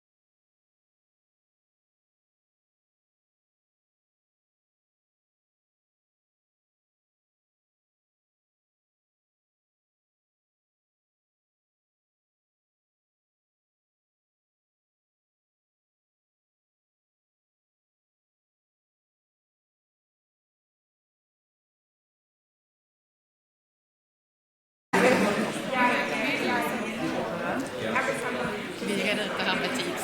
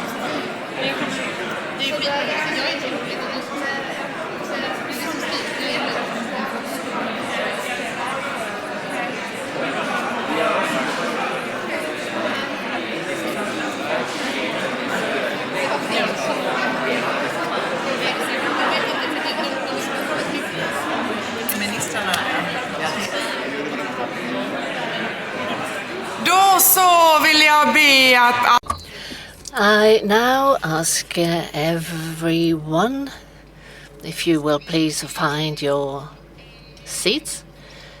And then we will proceed to an interesting item 3, namely question time with the Ministers for Cooperation. And today it is a great pleasure and honor for me to warmly welcome the 2 Ministers for Cooperation present here today, namely Iceland and the Faroe Islands, where it is Barður Stig Nilsson. You have newly been appointed. Welcome, and you are Minister for Cooperation on the Faroe Islands. And also Logi Einarsson, who is the Minister for Cooperation in Iceland. And both ministers will have 2 minutes respectively for your contributions, and you will do it from the rostrum. And afterwards, all delegates have the possibility to request to speak. You have maximum 1 minute, but we will give both ministers the opportunity to speak before we open the floor, and the ministers may also decide who will respond to questions. But if you have questions to ministers from the Faroe Islands or Iceland, you need to prepare. So welcome for Barður Stig Nilsson. You have 2 minutes.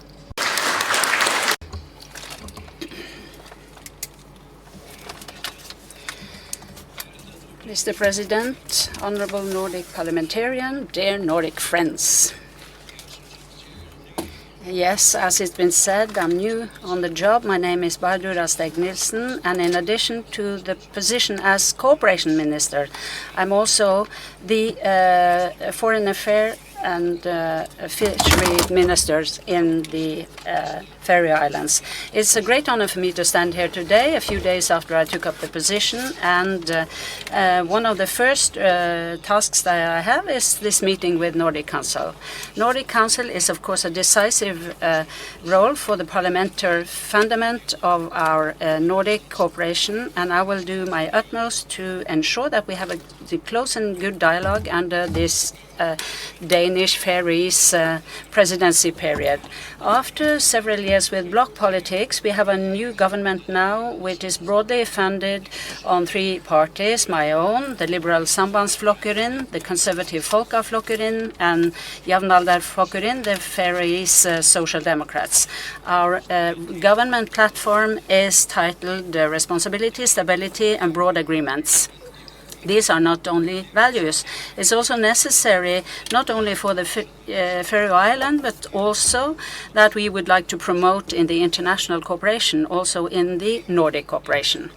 We have in our program clearly stated that the Faroe Islands wants to play a more active role when it comes to foreign policy.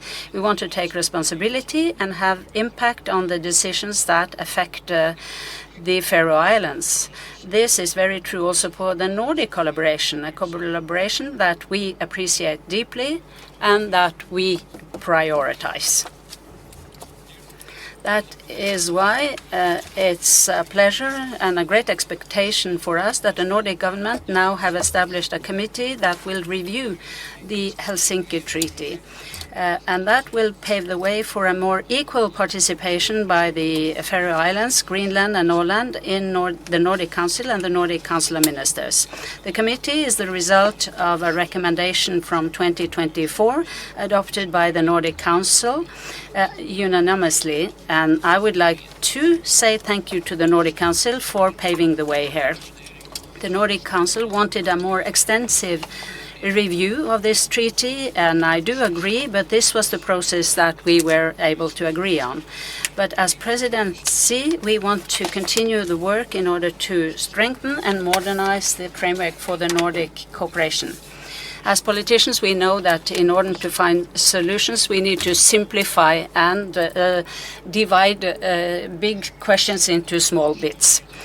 The main priorities for the Faroe Islands and Denmark, beyond the work of the update of the Helsinki Treaty, are the competitivity of Nordics and our common societal security. That is the topic for this session. The discussions on how we in the Nordics can strengthen our common resilience and preparedness is extremely relevant. And these topics will also be on the agenda for the summer meeting of the cooperation ministers in the Faroe Islands in June. And we will then give an insight to our Nordic colleagues in the civilian preparedness structures in the Faroe Islands, both strategically and operational. I would like to say thank you very much for the occasion that has been given me to take part, and I look forward to the question time. Thank you very much, Baro. And the Faroe Islands, together with Denmark, have the chairmanship in the Council of Ministers this year. And welcome Lodji Einarsson from Iceland. You also have 2 minutes. President, kjære nordiske parlamentarikere, kjære gjester.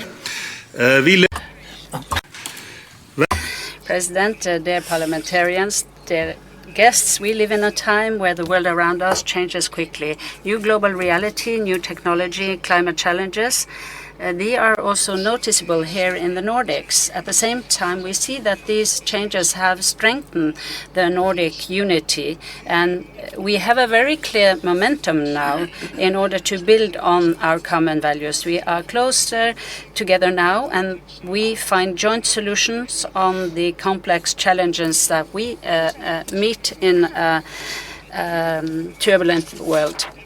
The corporate ministers have decided to review the framework that define the formalized Nordic collaboration in Nordic Council and the Nordic Council of Ministers, namely the Helsinki Treaty. And I would like to thank the Nordic Council for this.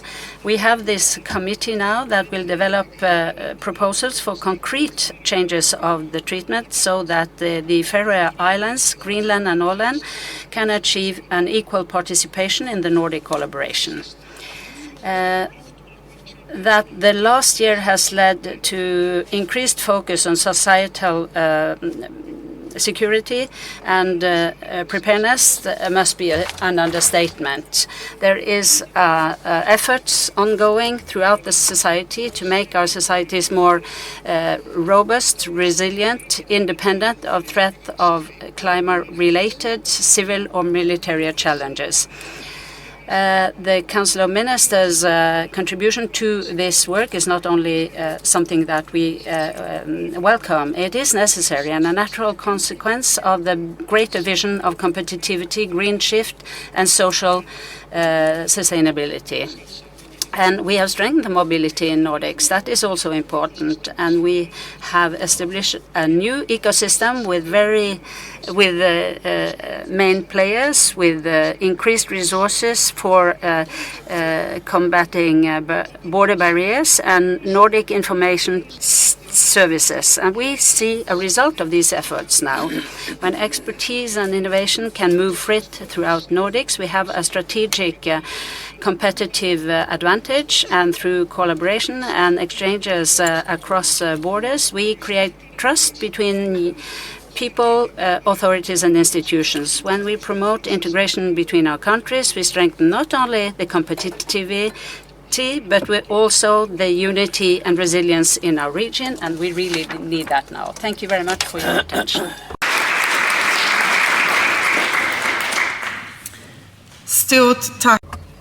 Thank you very much, Lodji, and now we'll continue with the actual question time. And I would like to remind you that you have 1 minute to pose your question, and you do that from this rostrum, and the minister can go and stand over there and give answers. And the first goes to Nina Fellman from the Social Democratic Group. You have the floor.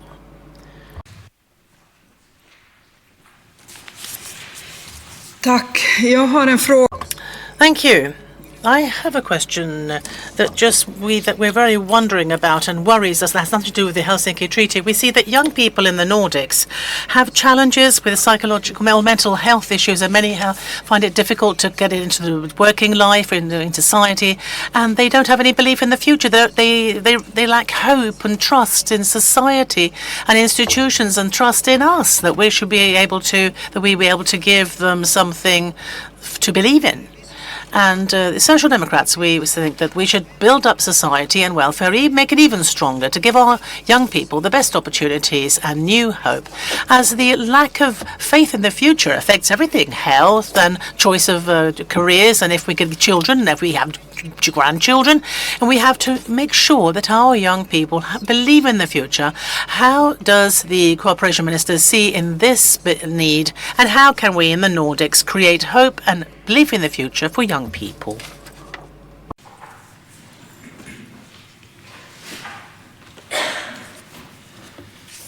Ja, tack för frågan. Thank you for your question. There's no doubt that children and the youth, they are our future. And speaking on behalf of the Faroe Islands, I'm new in the government, but in the Faroe Islands, we want to see how we can ensure a safe future for our young people, so that they can stay and have a good life in the Faroe Islands.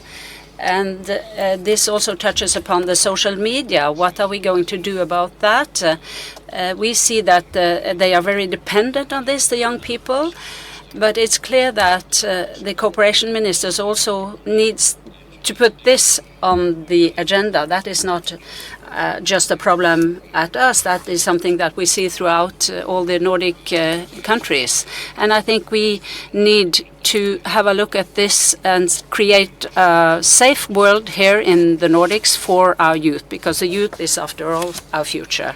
Okay. Thank you very much. And the next member is Joni Ovaska from the Centre Group. You have the floor.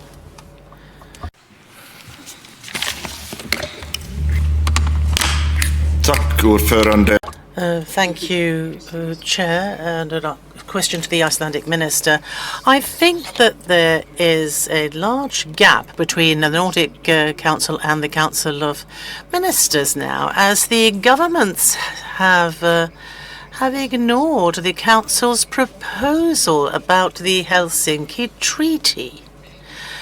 Do not the government want the Nordic Council to do more together, or are they afraid that the Council should leak too much into the government's work? The Prime Minister said that everyone wants to be pragmatic, but I think that if we do want to be pragmatic, then we have to update the Helsinki Treaty, since so much is happening around us in the Nordics, in Europe and in the world. Thank you.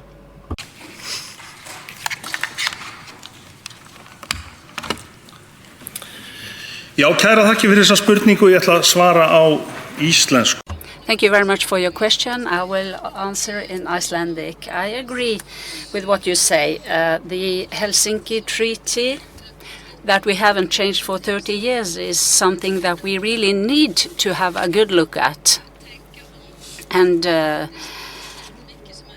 I think there is a lot of things we need to change in a short period of time, but that doesn't change the fact that you need to do this thoroughly.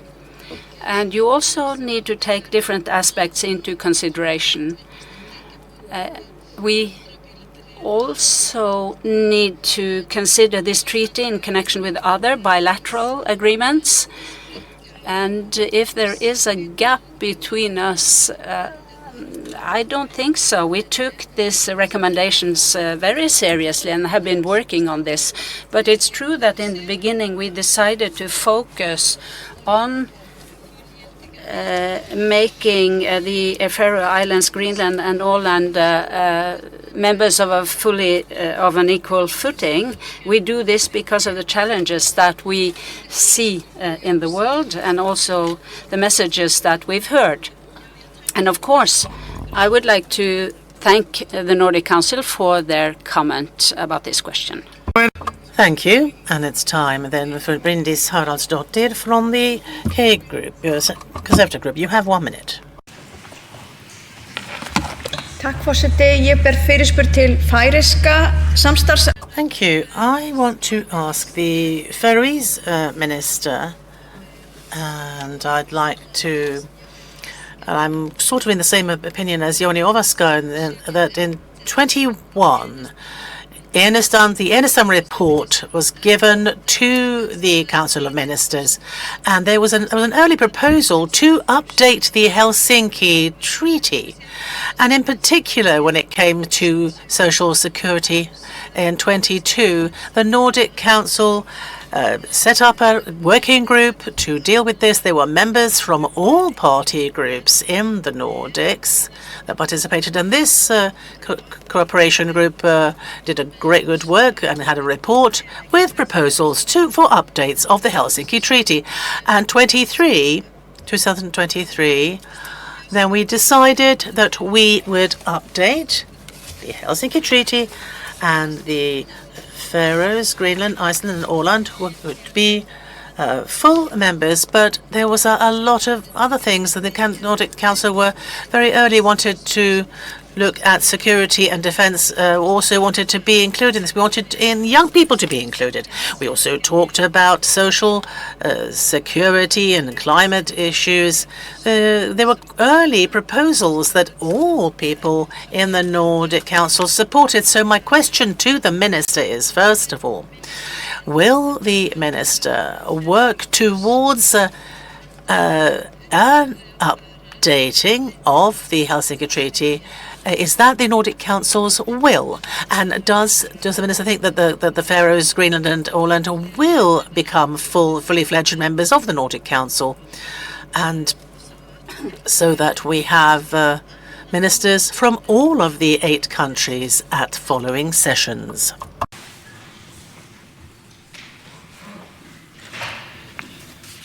Yeah.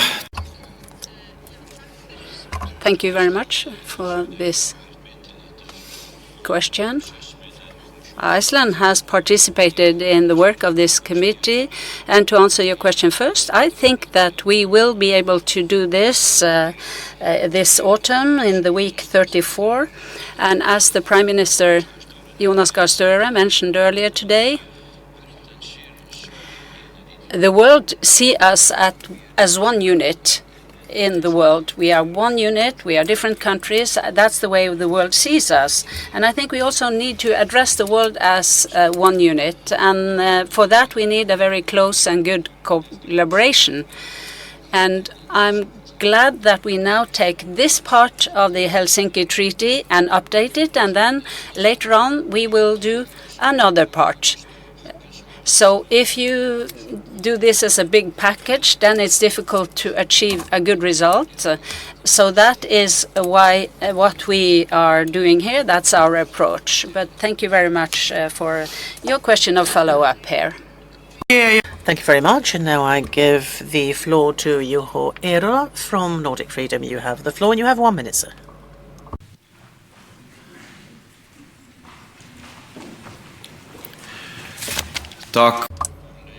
Thank you, Chair. I will speak to Finnish, and my question is to the Faroes.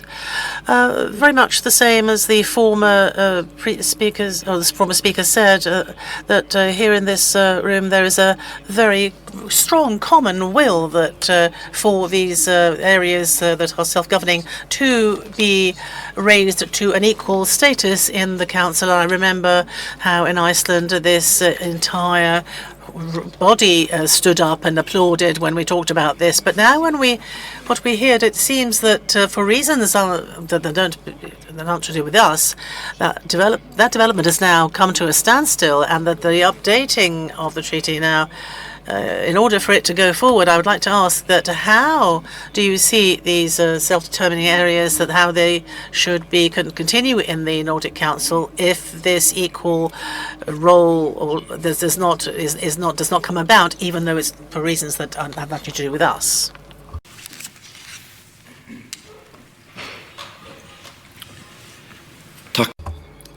Thank you for your question.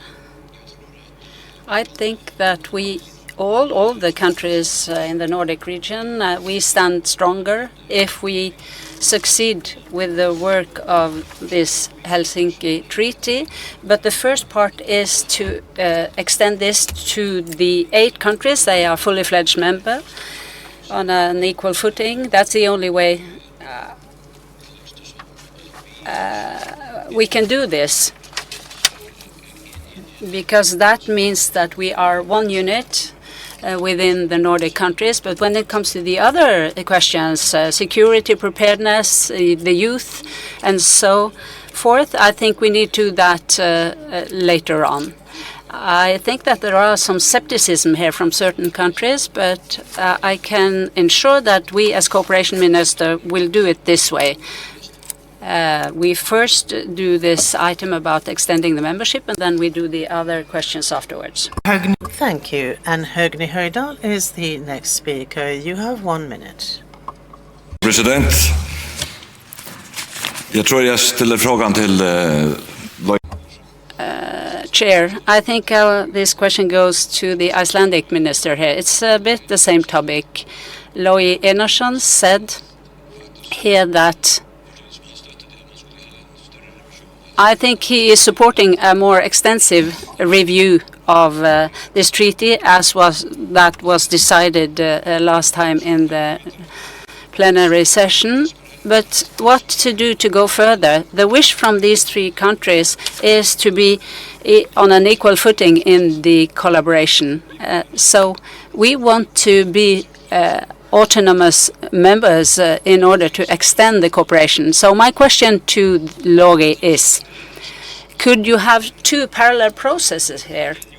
Well, I mean, think the inclusion of the three countries, that is a law. What about the defense, foreign policy? Is it possible to also promote that? I could have asked my colleague from the Faroe Islands, but I think we can't stop at this. Þetta Høgni, það nú eiginlega allt í heiminum mögulegt. Thank you for this, Høgni. Everything is possible under the sun, and we in Iceland and the Faroes, we can be quick when needed, but sometimes we're perhaps a little bit too quickly. My mother taught me that if you are going to clean properly and get in all the nooks and crannies, then you have to do. It's not an obstacle to do a proper job. It's we are happy with the initiative, but I think that it was wise to take these self-governing areas and for one parentheses and be ready with that and be done with that. But of course, we have to discuss other topics as well, the Nordic Council and the Council of Ministers. We should discuss how we should work in the future as well. Tack så mycket, och då har det blivit... Thank you very much, and now it's time for the representation from the Youth Council. Excuse me, first Liv Gustafsson first. You have 1 minute too.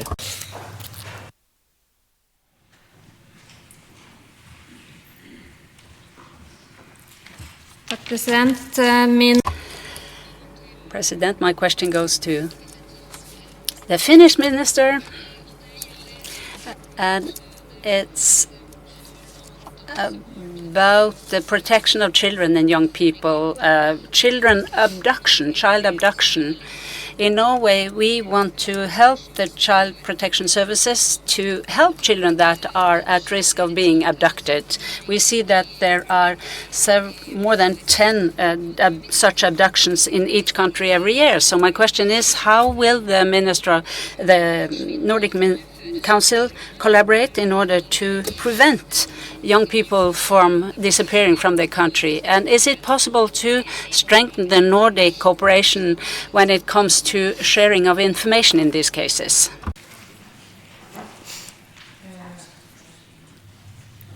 Nu vet jag att... I think you said Finnish minister. I think you meant the Faroese. I think you meant the Faroese minister. I have to admit that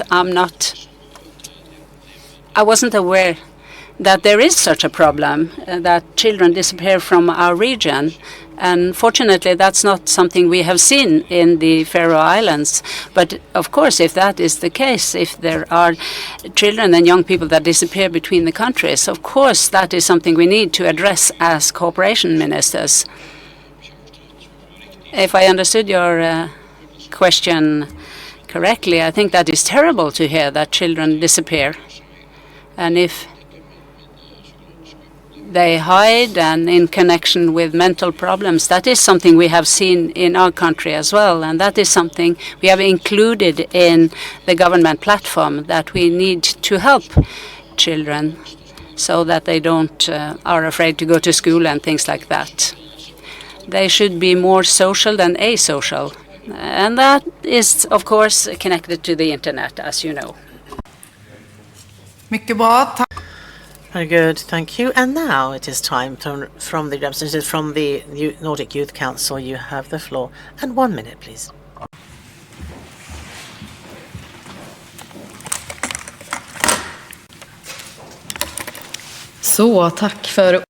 Thank you very much for the floor, Chair. Is the Nordic prepared for crisis? If you're going to ask me or my colleagues in the Nordic Youth Council, you'd get a clear answer. The answer is no. We have grown up in a generation which is characterized by a lot of crises: climate crisis, terror, pandemic, war, a lot of crises that we haven't been prepared for. Also that we also often have also fared very badly from. And despite our common experience is that, but then when we're together and we need together to structure and plan our preparedness, and despite the fact that we know that only together can we also bring down the emissions from our transport to reach our climate goals, and despite the fact that these issues are very close and in line with what our business, also industries want, and also when it comes to long-term rules of play, then still we haven't got a Transport Minister Council. So my question is, I would direct that to Iceland.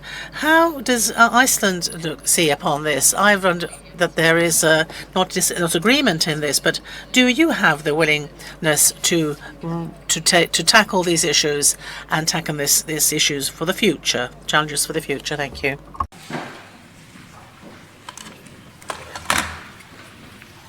Kærar þakkir fyrir þetta. Ég held að það sé alveg rétt sem þú hófst. Thank you very much for this question. It's correct what you said in the beginning, that the younger people, the younger generations has experienced many heavy crises, and it's more difficult for young people today than when I was a young man. It's the climate changes, new technology, which is revolutionary, but we need, in order to be able to go forwards, we need it, as the minister and also the Prime Minister from Norway said, talked about renewables, how important that is. But we need to talk about transport, and transport is something that we've discussed amongst the ministers, but if we should have a council to tackle this issue, we have to look further into that, since we have to make sure that we don't lose importance. Transport from Iceland to the rest of the Nordics is by air or by ships, and there are very complicated challenges just there. And of course, there are challenges in Scandinavia as well. So we have to look at this more closely, but a new council is not always the solution. Thank you very much. And now we have a few questions, and we will start with President Ville Väyrynen from the Conservative Group. Welcome to the podium. You have 1 minute, sir. Thank you, Madam Chair. This is for the Faroese Minister. I wasn't in the working group at the time when the Helsinki Treaty was going to be updated, but I was a committee chair just before the Reykjavik meeting, and I know that in the Nordic Council and very unanimously They shows which article should be updated, and then the biggest one was made for the Åland, Faroe Islands and Greenland. And now this process and how that is going forward, well, to 2024 in Reykjavik, we had a unanimous agreement on these other articles, and now many times we have heard in 2026 that the Council of Ministers that possibly will start these discussions in the summer. Can you say that will this Helsinki Treaty, will it also be opened when it comes to these other articles and discussing them? Thank you. Tack för frågan, Ville. Thank you for this question.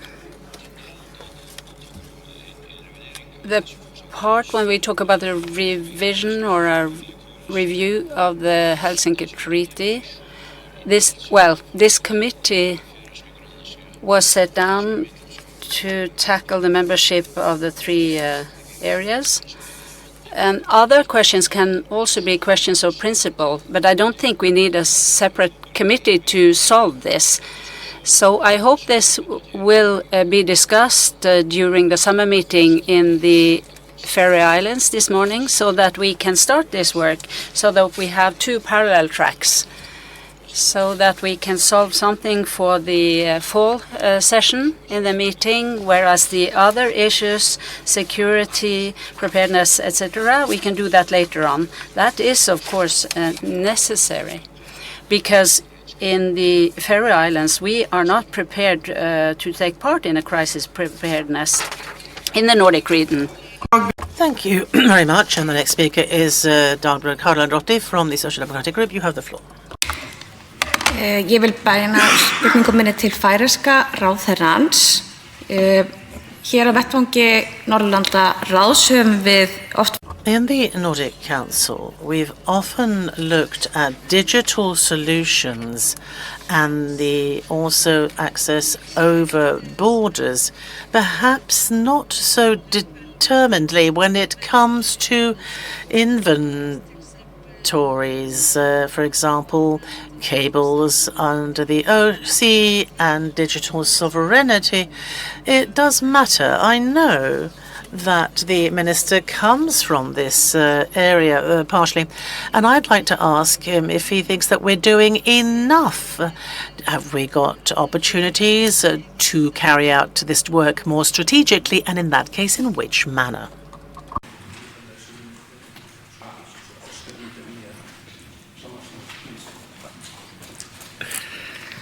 Godt møtegått veileder her på Yeah, thank you for this question. We are working on an AI center that is on the initiative of the Council of Ministers, and I can say that I champion digitized society all through, also across countries, and there are fantastic systems that exist when it comes to personal ID. I think that Estonia also has a very good system. That is the model that we are following here in the Nordics. And I can say that I will absolutely support the digitization and also coordinate all the different solutions we have in the Nordics. It's also a great advantage if we can speak together on the same level. That comes to the businesses. And then it was Johan Dahl from the Centre Group. You have 1 minute, sir.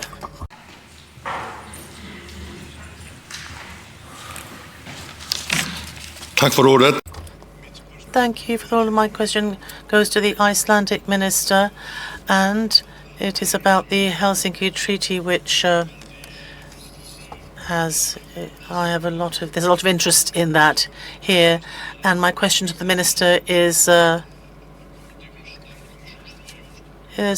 standing committee that exists, does it ensure that Greenland, the Faroe Islands and Åland will get a permanent or full membership? But it's important. It's also important that all the other articles that we decided in the Nordic Council that we decided on also will be handled. And also, I'd like to ask, can the minister ensure, in the same manner, that that these are going to be dealt with, and we have a plan that will ensure this, and that Greenland, the Faroe Islands, and Åland, that we ensure that they will become full members, and then also we looked at the other articles. We work on those as in the manner that was also described in a previous occasion. Thank you very much. Kærar þakkir fyrir spurninguna. Ég hlakka til að koma til Færeyja, langt sem ég komið þangað. Thank you very much for this question. I look forward to going to the Faroe Islands, and I will also see the altarpiece of Nikenes when I go there. I can confirm that we will discuss this. I cannot tell you what the result or outcome will be of the discussion. These are very encompassing questions. Some of the questions should be reviewed and some also by the Council of Ministers.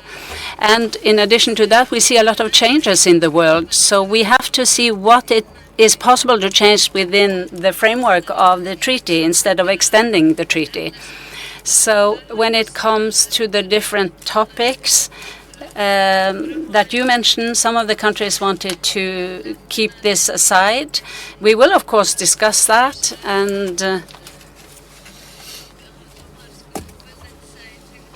because also they have international engagements, they have different constitutions in the different countries, but I can assure you that there will be a lively debate on this.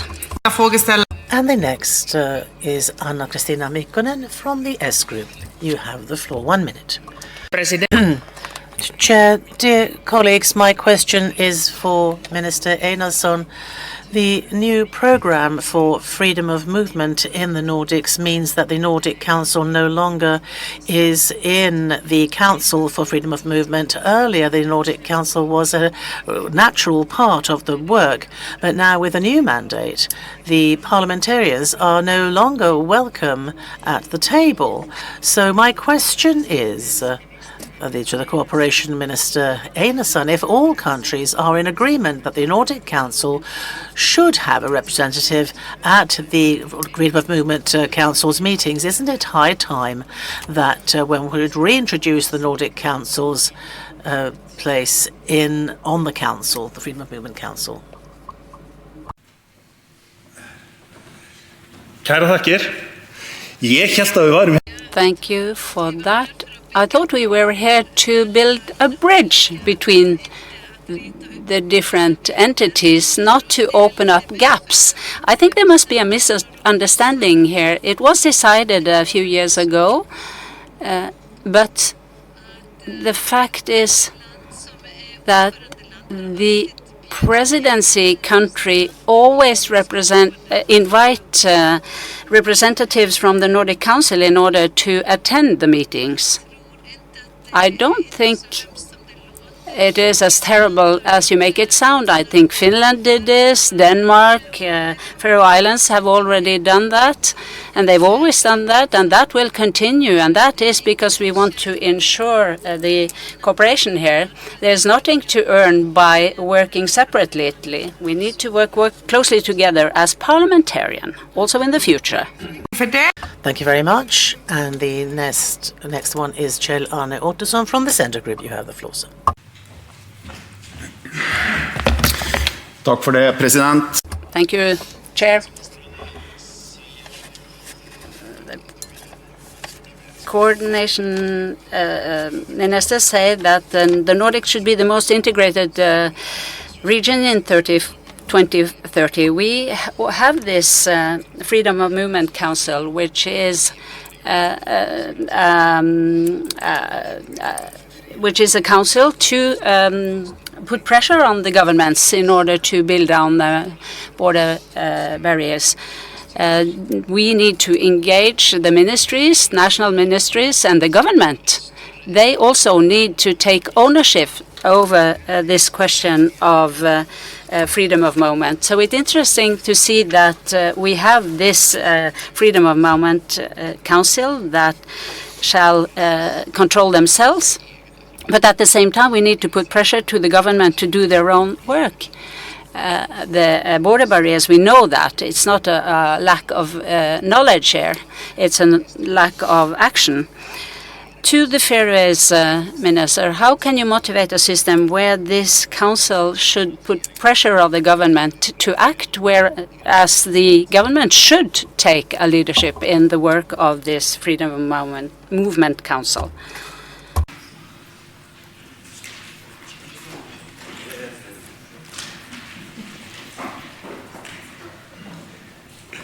Ja. Tack för frågan. Och det är utkommit en rapport. Thank you for the question. We have a report, a recent report on free movement in the region. And between the countries, of course, we need to have as much freedom as movement as possible. We need to solve the border barriers.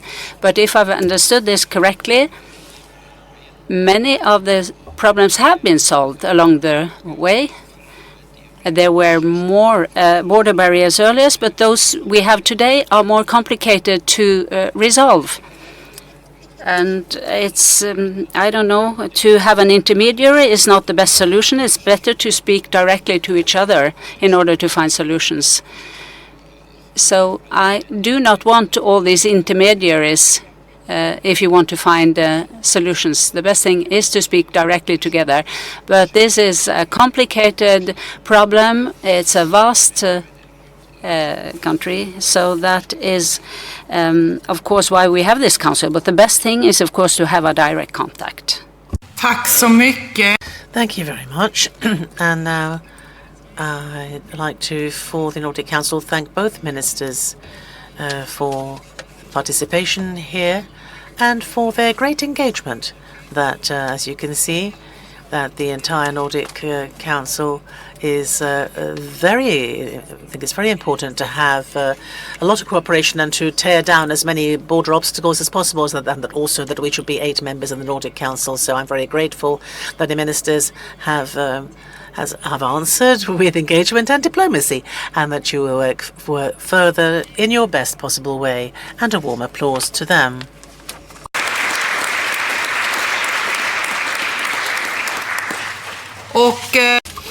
And now it is time that we will close. That concludes the question time, and we have a little bit of time ahead. So I think that we can actually handle some members' proposals. Then we had Velen again, the president, who will take the next part.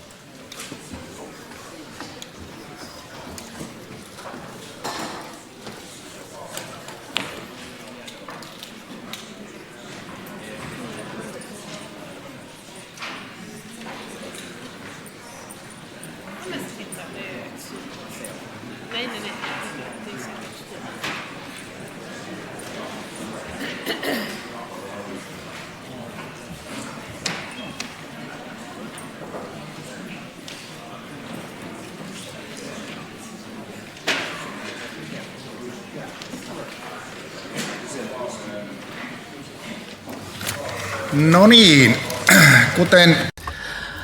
Right, as it was said, that we are ahead of the schedule, and that is underscored by the fact that in my speak it says that I hope that have enjoyed your lunch, but of course we will we'll return to that in a little while, in a couple of hours.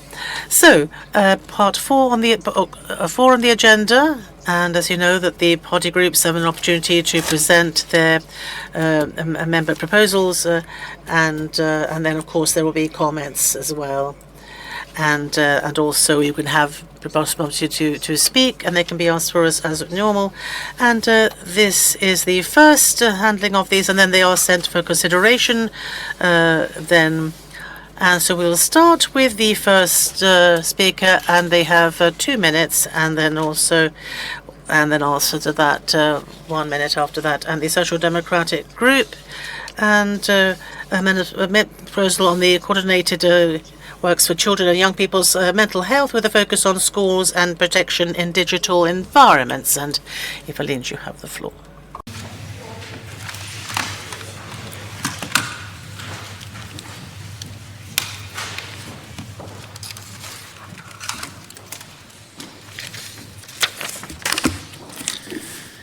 Tack så mycket. Thank you so much, Nordic Friends. Mental health of young people and children is not just a growing challenge. This is one of our time's most important health issue in the Nordics, and behind every figure there's a child that's struggling with stress or worry or the feeling of not being enough. And behind every child is a society that has the responsibility to act on behalf of that child. And schools are one of our most important arenas to prevent mental health issues, but many people still feel a stress that is difficult to handle, and at the same time the support is not enough. When schools are not able to adapt education, these children can lose their footing and sometimes disappear from the educational system. This is not acceptable. At the same time, we know that there is knowledge, there are functioning methods and good examples and research that shows what makes a difference. The problem is that we do not use that knowledge more systematically enough. If we here could share our experiences and knowledge, it could become better. But we also have to look at the changes that happened in children's everyday work. Digitalization has created new opportunities, but also new risks. Social media and digital platforms affect young people's image of themselves and also mental health issues very deeply. And it's very particular serious is the early exposure for pornographic material that affects young people's attitudes on relationships and sexuality and can have long-term consequences for them. We have ambitious goals in the Nordics, and we should continue to have those and to invest in the mental health of young people and children is not a cost, it's an investment in our common future. In this proposal, we build on not just in continuing to develop knowledge and doing more, it's also about the decisions that are already taken earlier in a common way in the Nordics. We should also follow up and develop them together. So I hope that from the Social Democratic Group that we also have support for this proposal. Thank you very much. Kiitos. Thank you. And then a comment. We have rejoined Juho Eerola from the Free Nordics. Okay. Eva on there. Yeah.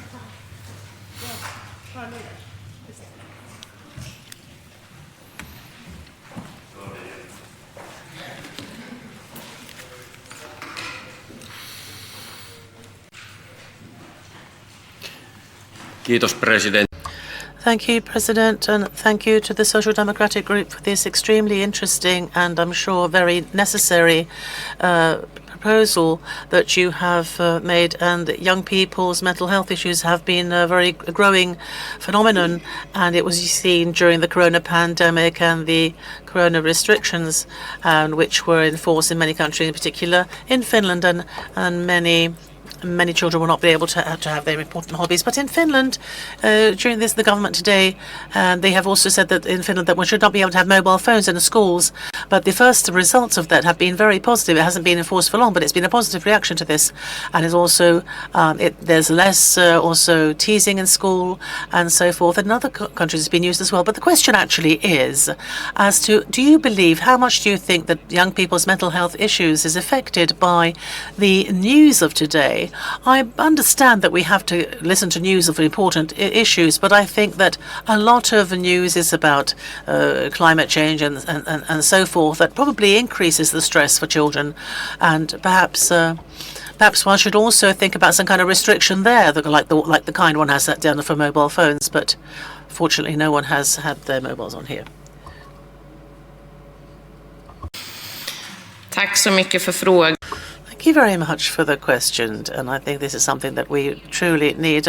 Partly I can say as a social worker in a school, I answer that of course I've seen from my own experience that social media affects people very much, not just social media, but the digital world. And And also, when there is teasing in school, then at least one could go home on a Friday afternoon and then rest over the weekend. But you can't now, because this continues in the digital sphere, in chat rooms and so on. And we have to be aware that that is a challenge for young people. And I think that not to have restrict also news flows, and also that's also about how we see the news, how can we handle the news, and how can we do it together. And I think we in the adult world have to take a responsibility so that when we look at news and we discuss it, not just in schools, but also as an adult generation, that we should also discuss it in a certain manner. Thank you. Kiitos tästä. Thank you very much. And Eva Biode from the Centre Group.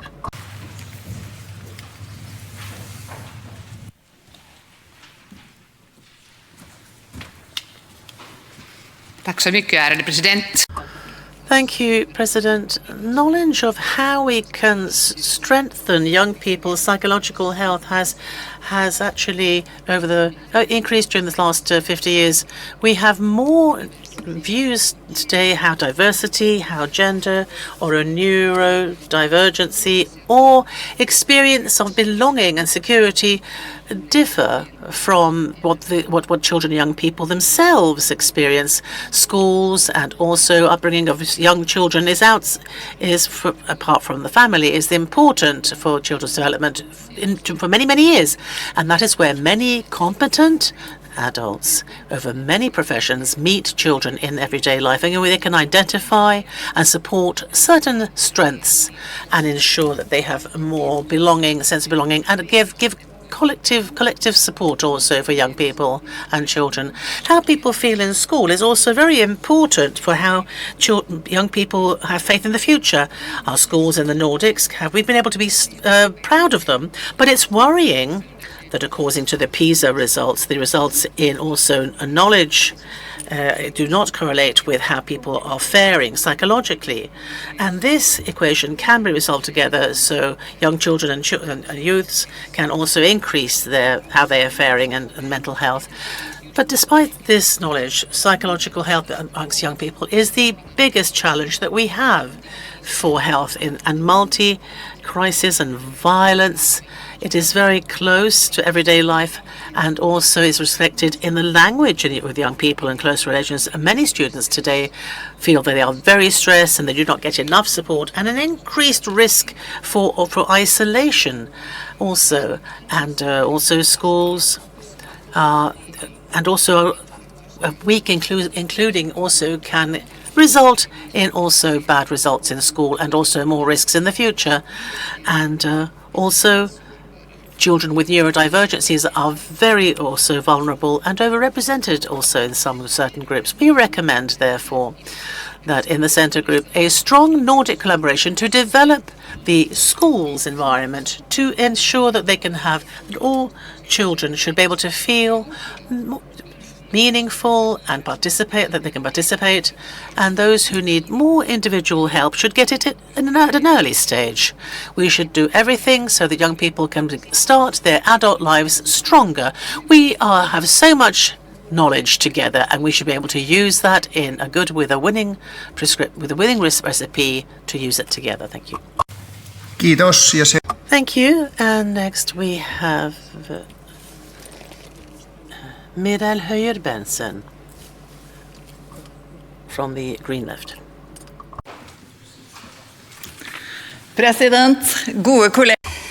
President, dear colleagues, mental health of young people and children must be understood in light of the digital reality they live every single day. In the Nordics, we have strong schools, we have high level of trust, but the school competes with commercial digital platforms that are designed to capture children's attention. Technology societies use business models building on eternal scrolling, rewards, and algorithms that make that young persons and children are exposed to damaging content more often and earlier than before. Digital platforms are used to recruit children for criminal environments and groups. Young people are manipulated into closed networks and are exposed to extreme and sexualized content. You have probably seen network 764, which shows how children's vulnerabilities are exploited in the worst and horriblest way in digital rooms. At the same time, we have AI using deepfakes and nude pictures of children. President, technology companies, they know our children in all details. They know every click they make, every scroll they make, and every confident question that the children are asking online. And this information is used by the companies to maximize the profit. It is urgent to have a binding Nordic rule that engages the commercial companies, which shows that we as Nordic parliamentarians want to regulate so that the tech giants are not able to use our children. It's our responsibility to protect them, and we are very happy with the proposals that have now been submitted. Yes. Thank you very much. And now for the representative of the Nordic Youth Council.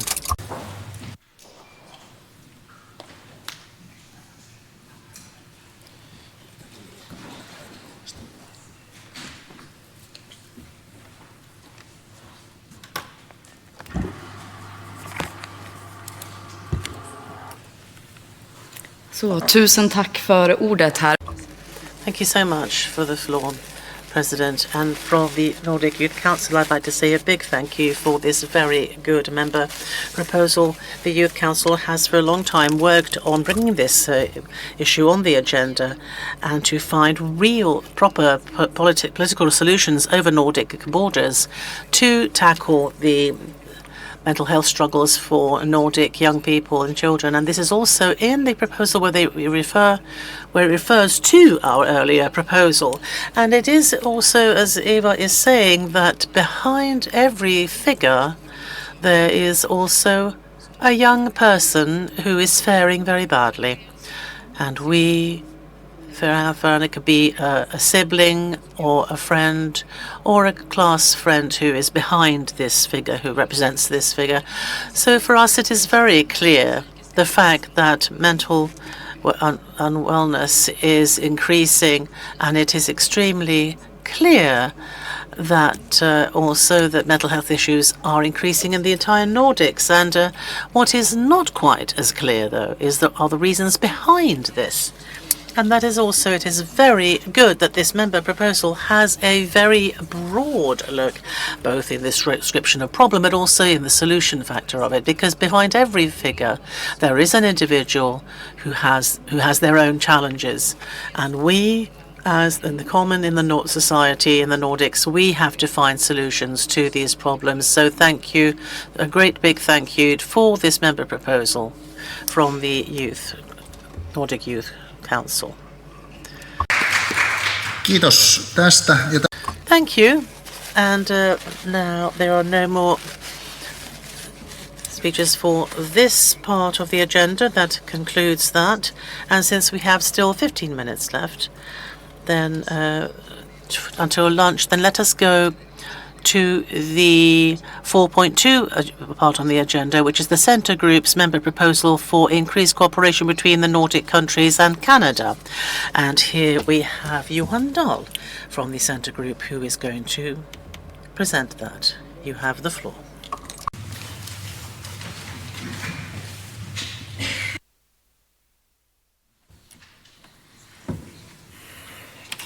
Tack, President. Thank you, Chair. The members' proposal on increased cooperation between the Nordic countries and Canada. The Nordic region has always looked towards our neighbors, but in a time of global uncertainty, it is important that we look even further west towards Canada. The Center Group therefore recommends a significantly closer cooperation between the Nordic countries and Canada. This is first and foremost about community.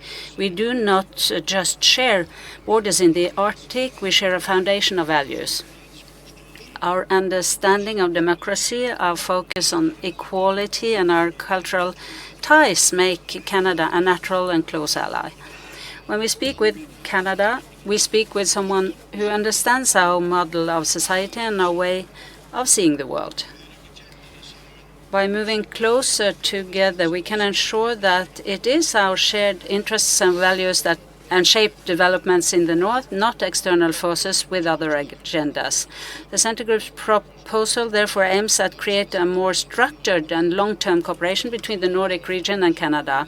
Amongst other things, we propose exploring the possibilities of establishing a joint dialogue platform focusing on the Arctic, civil preparedness, and sustainable development. In addition, we wish to map existing cooperation structures and identify where cooperation can be deepened within research, preparedness, and the right of indigenous people. A particularly important part of the proposal is the role of indigenous people. People should be included in decision-making process, and we can strengthen cooperation and the exchange of experience. We also propose strengthening the parliamentary cooperation through joint committee meetings, delegations, and a more structured dialogue between Nordic and Canadian parliamentarians. Thank you for the floor. Kiitos tästä. Seuraavana Truls. Thank you very much. And the next speaker is Truls Vasvik.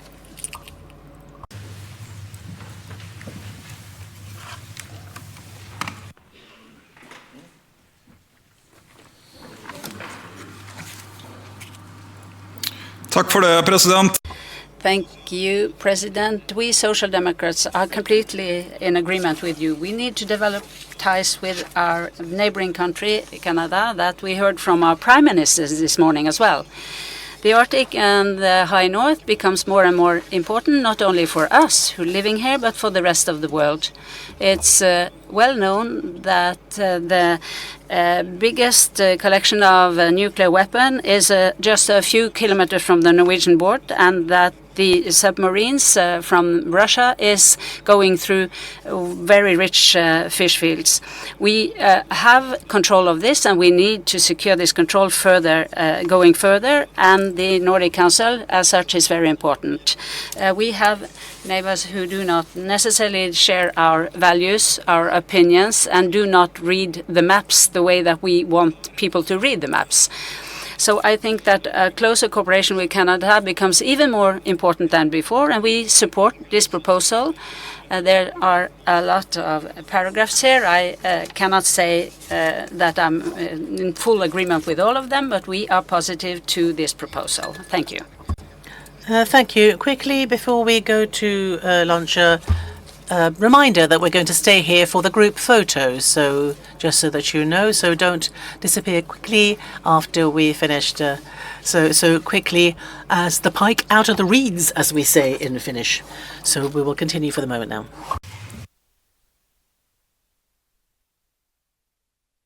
Kiitos, presidentti. Vi i Nordisk Grön Vänster hälsar varmt välkommen och stödjer det. We welcome warmly this proposal from the Center Group. They are big perspective, but we also have good roots in the Nordic cooperation. The Icelandic government, I think it was in 1998, wanted the Nordic cooperation also to include our neighbors to the west, as also with our neighbors in the east. And considering the situation in the world today, I think a collaboration with Canada becomes even more important. So we support all that is said about research, critical infrastructure. There are a lot of points of cooperation here with Canada for the Nordic countries, but also the political aspect that Truls mentioned. We have the same perception of welfare, a knowledge-based world, and we share the same democratic values. So we really welcome this proposal warmly. And I can also add that Canada has increased the collaboration with the Nordic region lately. They have the Arctic allies within the area of civil preparation and resilience. So there are good possibilities for a lot of cooperation here. And we have to see a region that goes from Hornøya in Finnmark to the east, all the way to Canada and Greenland to the west, Iceland in the north, and all the way to the south of Denmark. This is the Nordic region. We have a tendency to see the Nordic region as Scandiocentric region, but it is important also to have this extended view of the region. And the Faroe Islands is really at the center of this huge region. Thank you. And then Bryndis Haraldsdottir from the Conservative Group, you have the floor.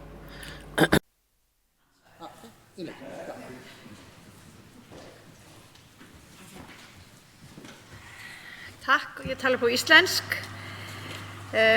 Thank you. I will be speaking Icelandic. And I like this proposal. I agree that it's important to work with Canada, not just because we share values, but in the first instance because it's also the Arctic issue, and they're interested in that, and so are we in the Nordics. And the Nordic-Arctic issues are important. They're going to be even more important in the coming years and decades. That I wanted to mention also in this conjunction, that we must not shut out the US, which is also a country with an Arctic region, and I can imagine that we all in here, we are quite strongly critical to the choice of words that the President of the US has used, and not the least in his words against Greenland and Denmark. But fortunately, the US is still a democracy with parliament. It's not just one man who decides everything. I also want to use this opportunity to encourage us as Nordic parliamentarians that we should speak about how important it is that we have Arctic collaboration. And I know that we're not speak so much with Russia right now, but the US, we should not leave them out. But Canada, I am very happy with continued collaboration with them, and this proposal sounds very good to me. Vi har en replik. We have a rejoinder, Veronica Honkasalo.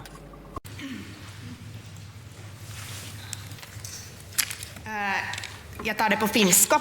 I will be speaking Finnish. President, I have to say that I was sort of wondered what I heard when you said that the US are still a democracy. And this is not quite true. We see how the rule of law is crashing in the US. The way that President Trump is acting today, they are not just words that he uses. He has an illegal war of aggression attack against Iran, and he has not asked his allies about any kind of a mandate.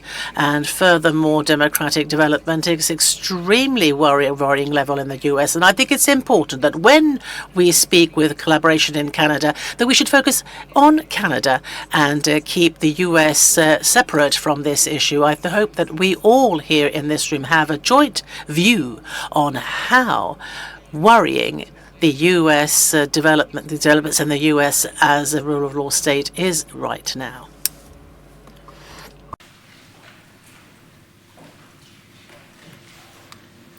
Och jag svarar på isländsk.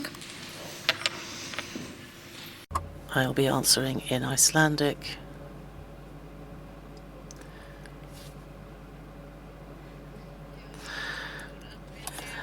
We all believe we share the view that the US is changing very quickly and a lot.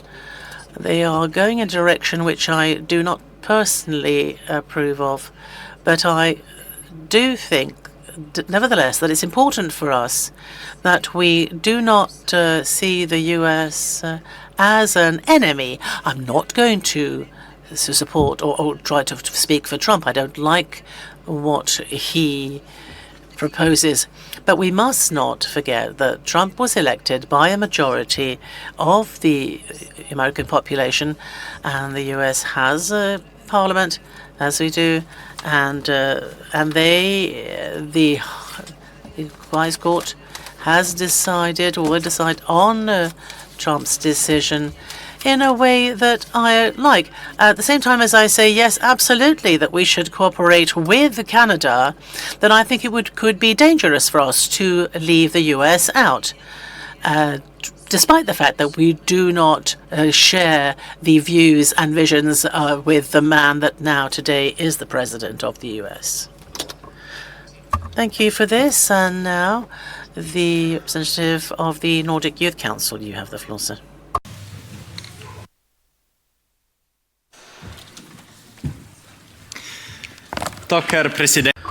Thank you, Mr. President.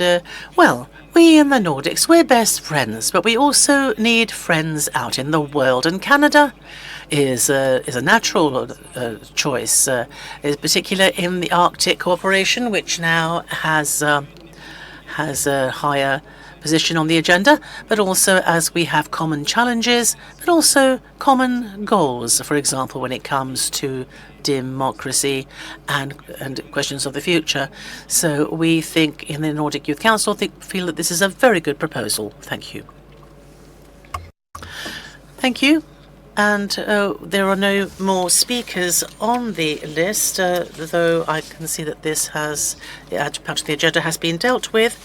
And we now have the next, we will continue after lunch with the point 4.3 on the agenda. And as I mentioned earlier, we have a group photograph, and someone will soon inform us as to where we're going to take that. And after that, we have a lunch. Thank you for this morning's work.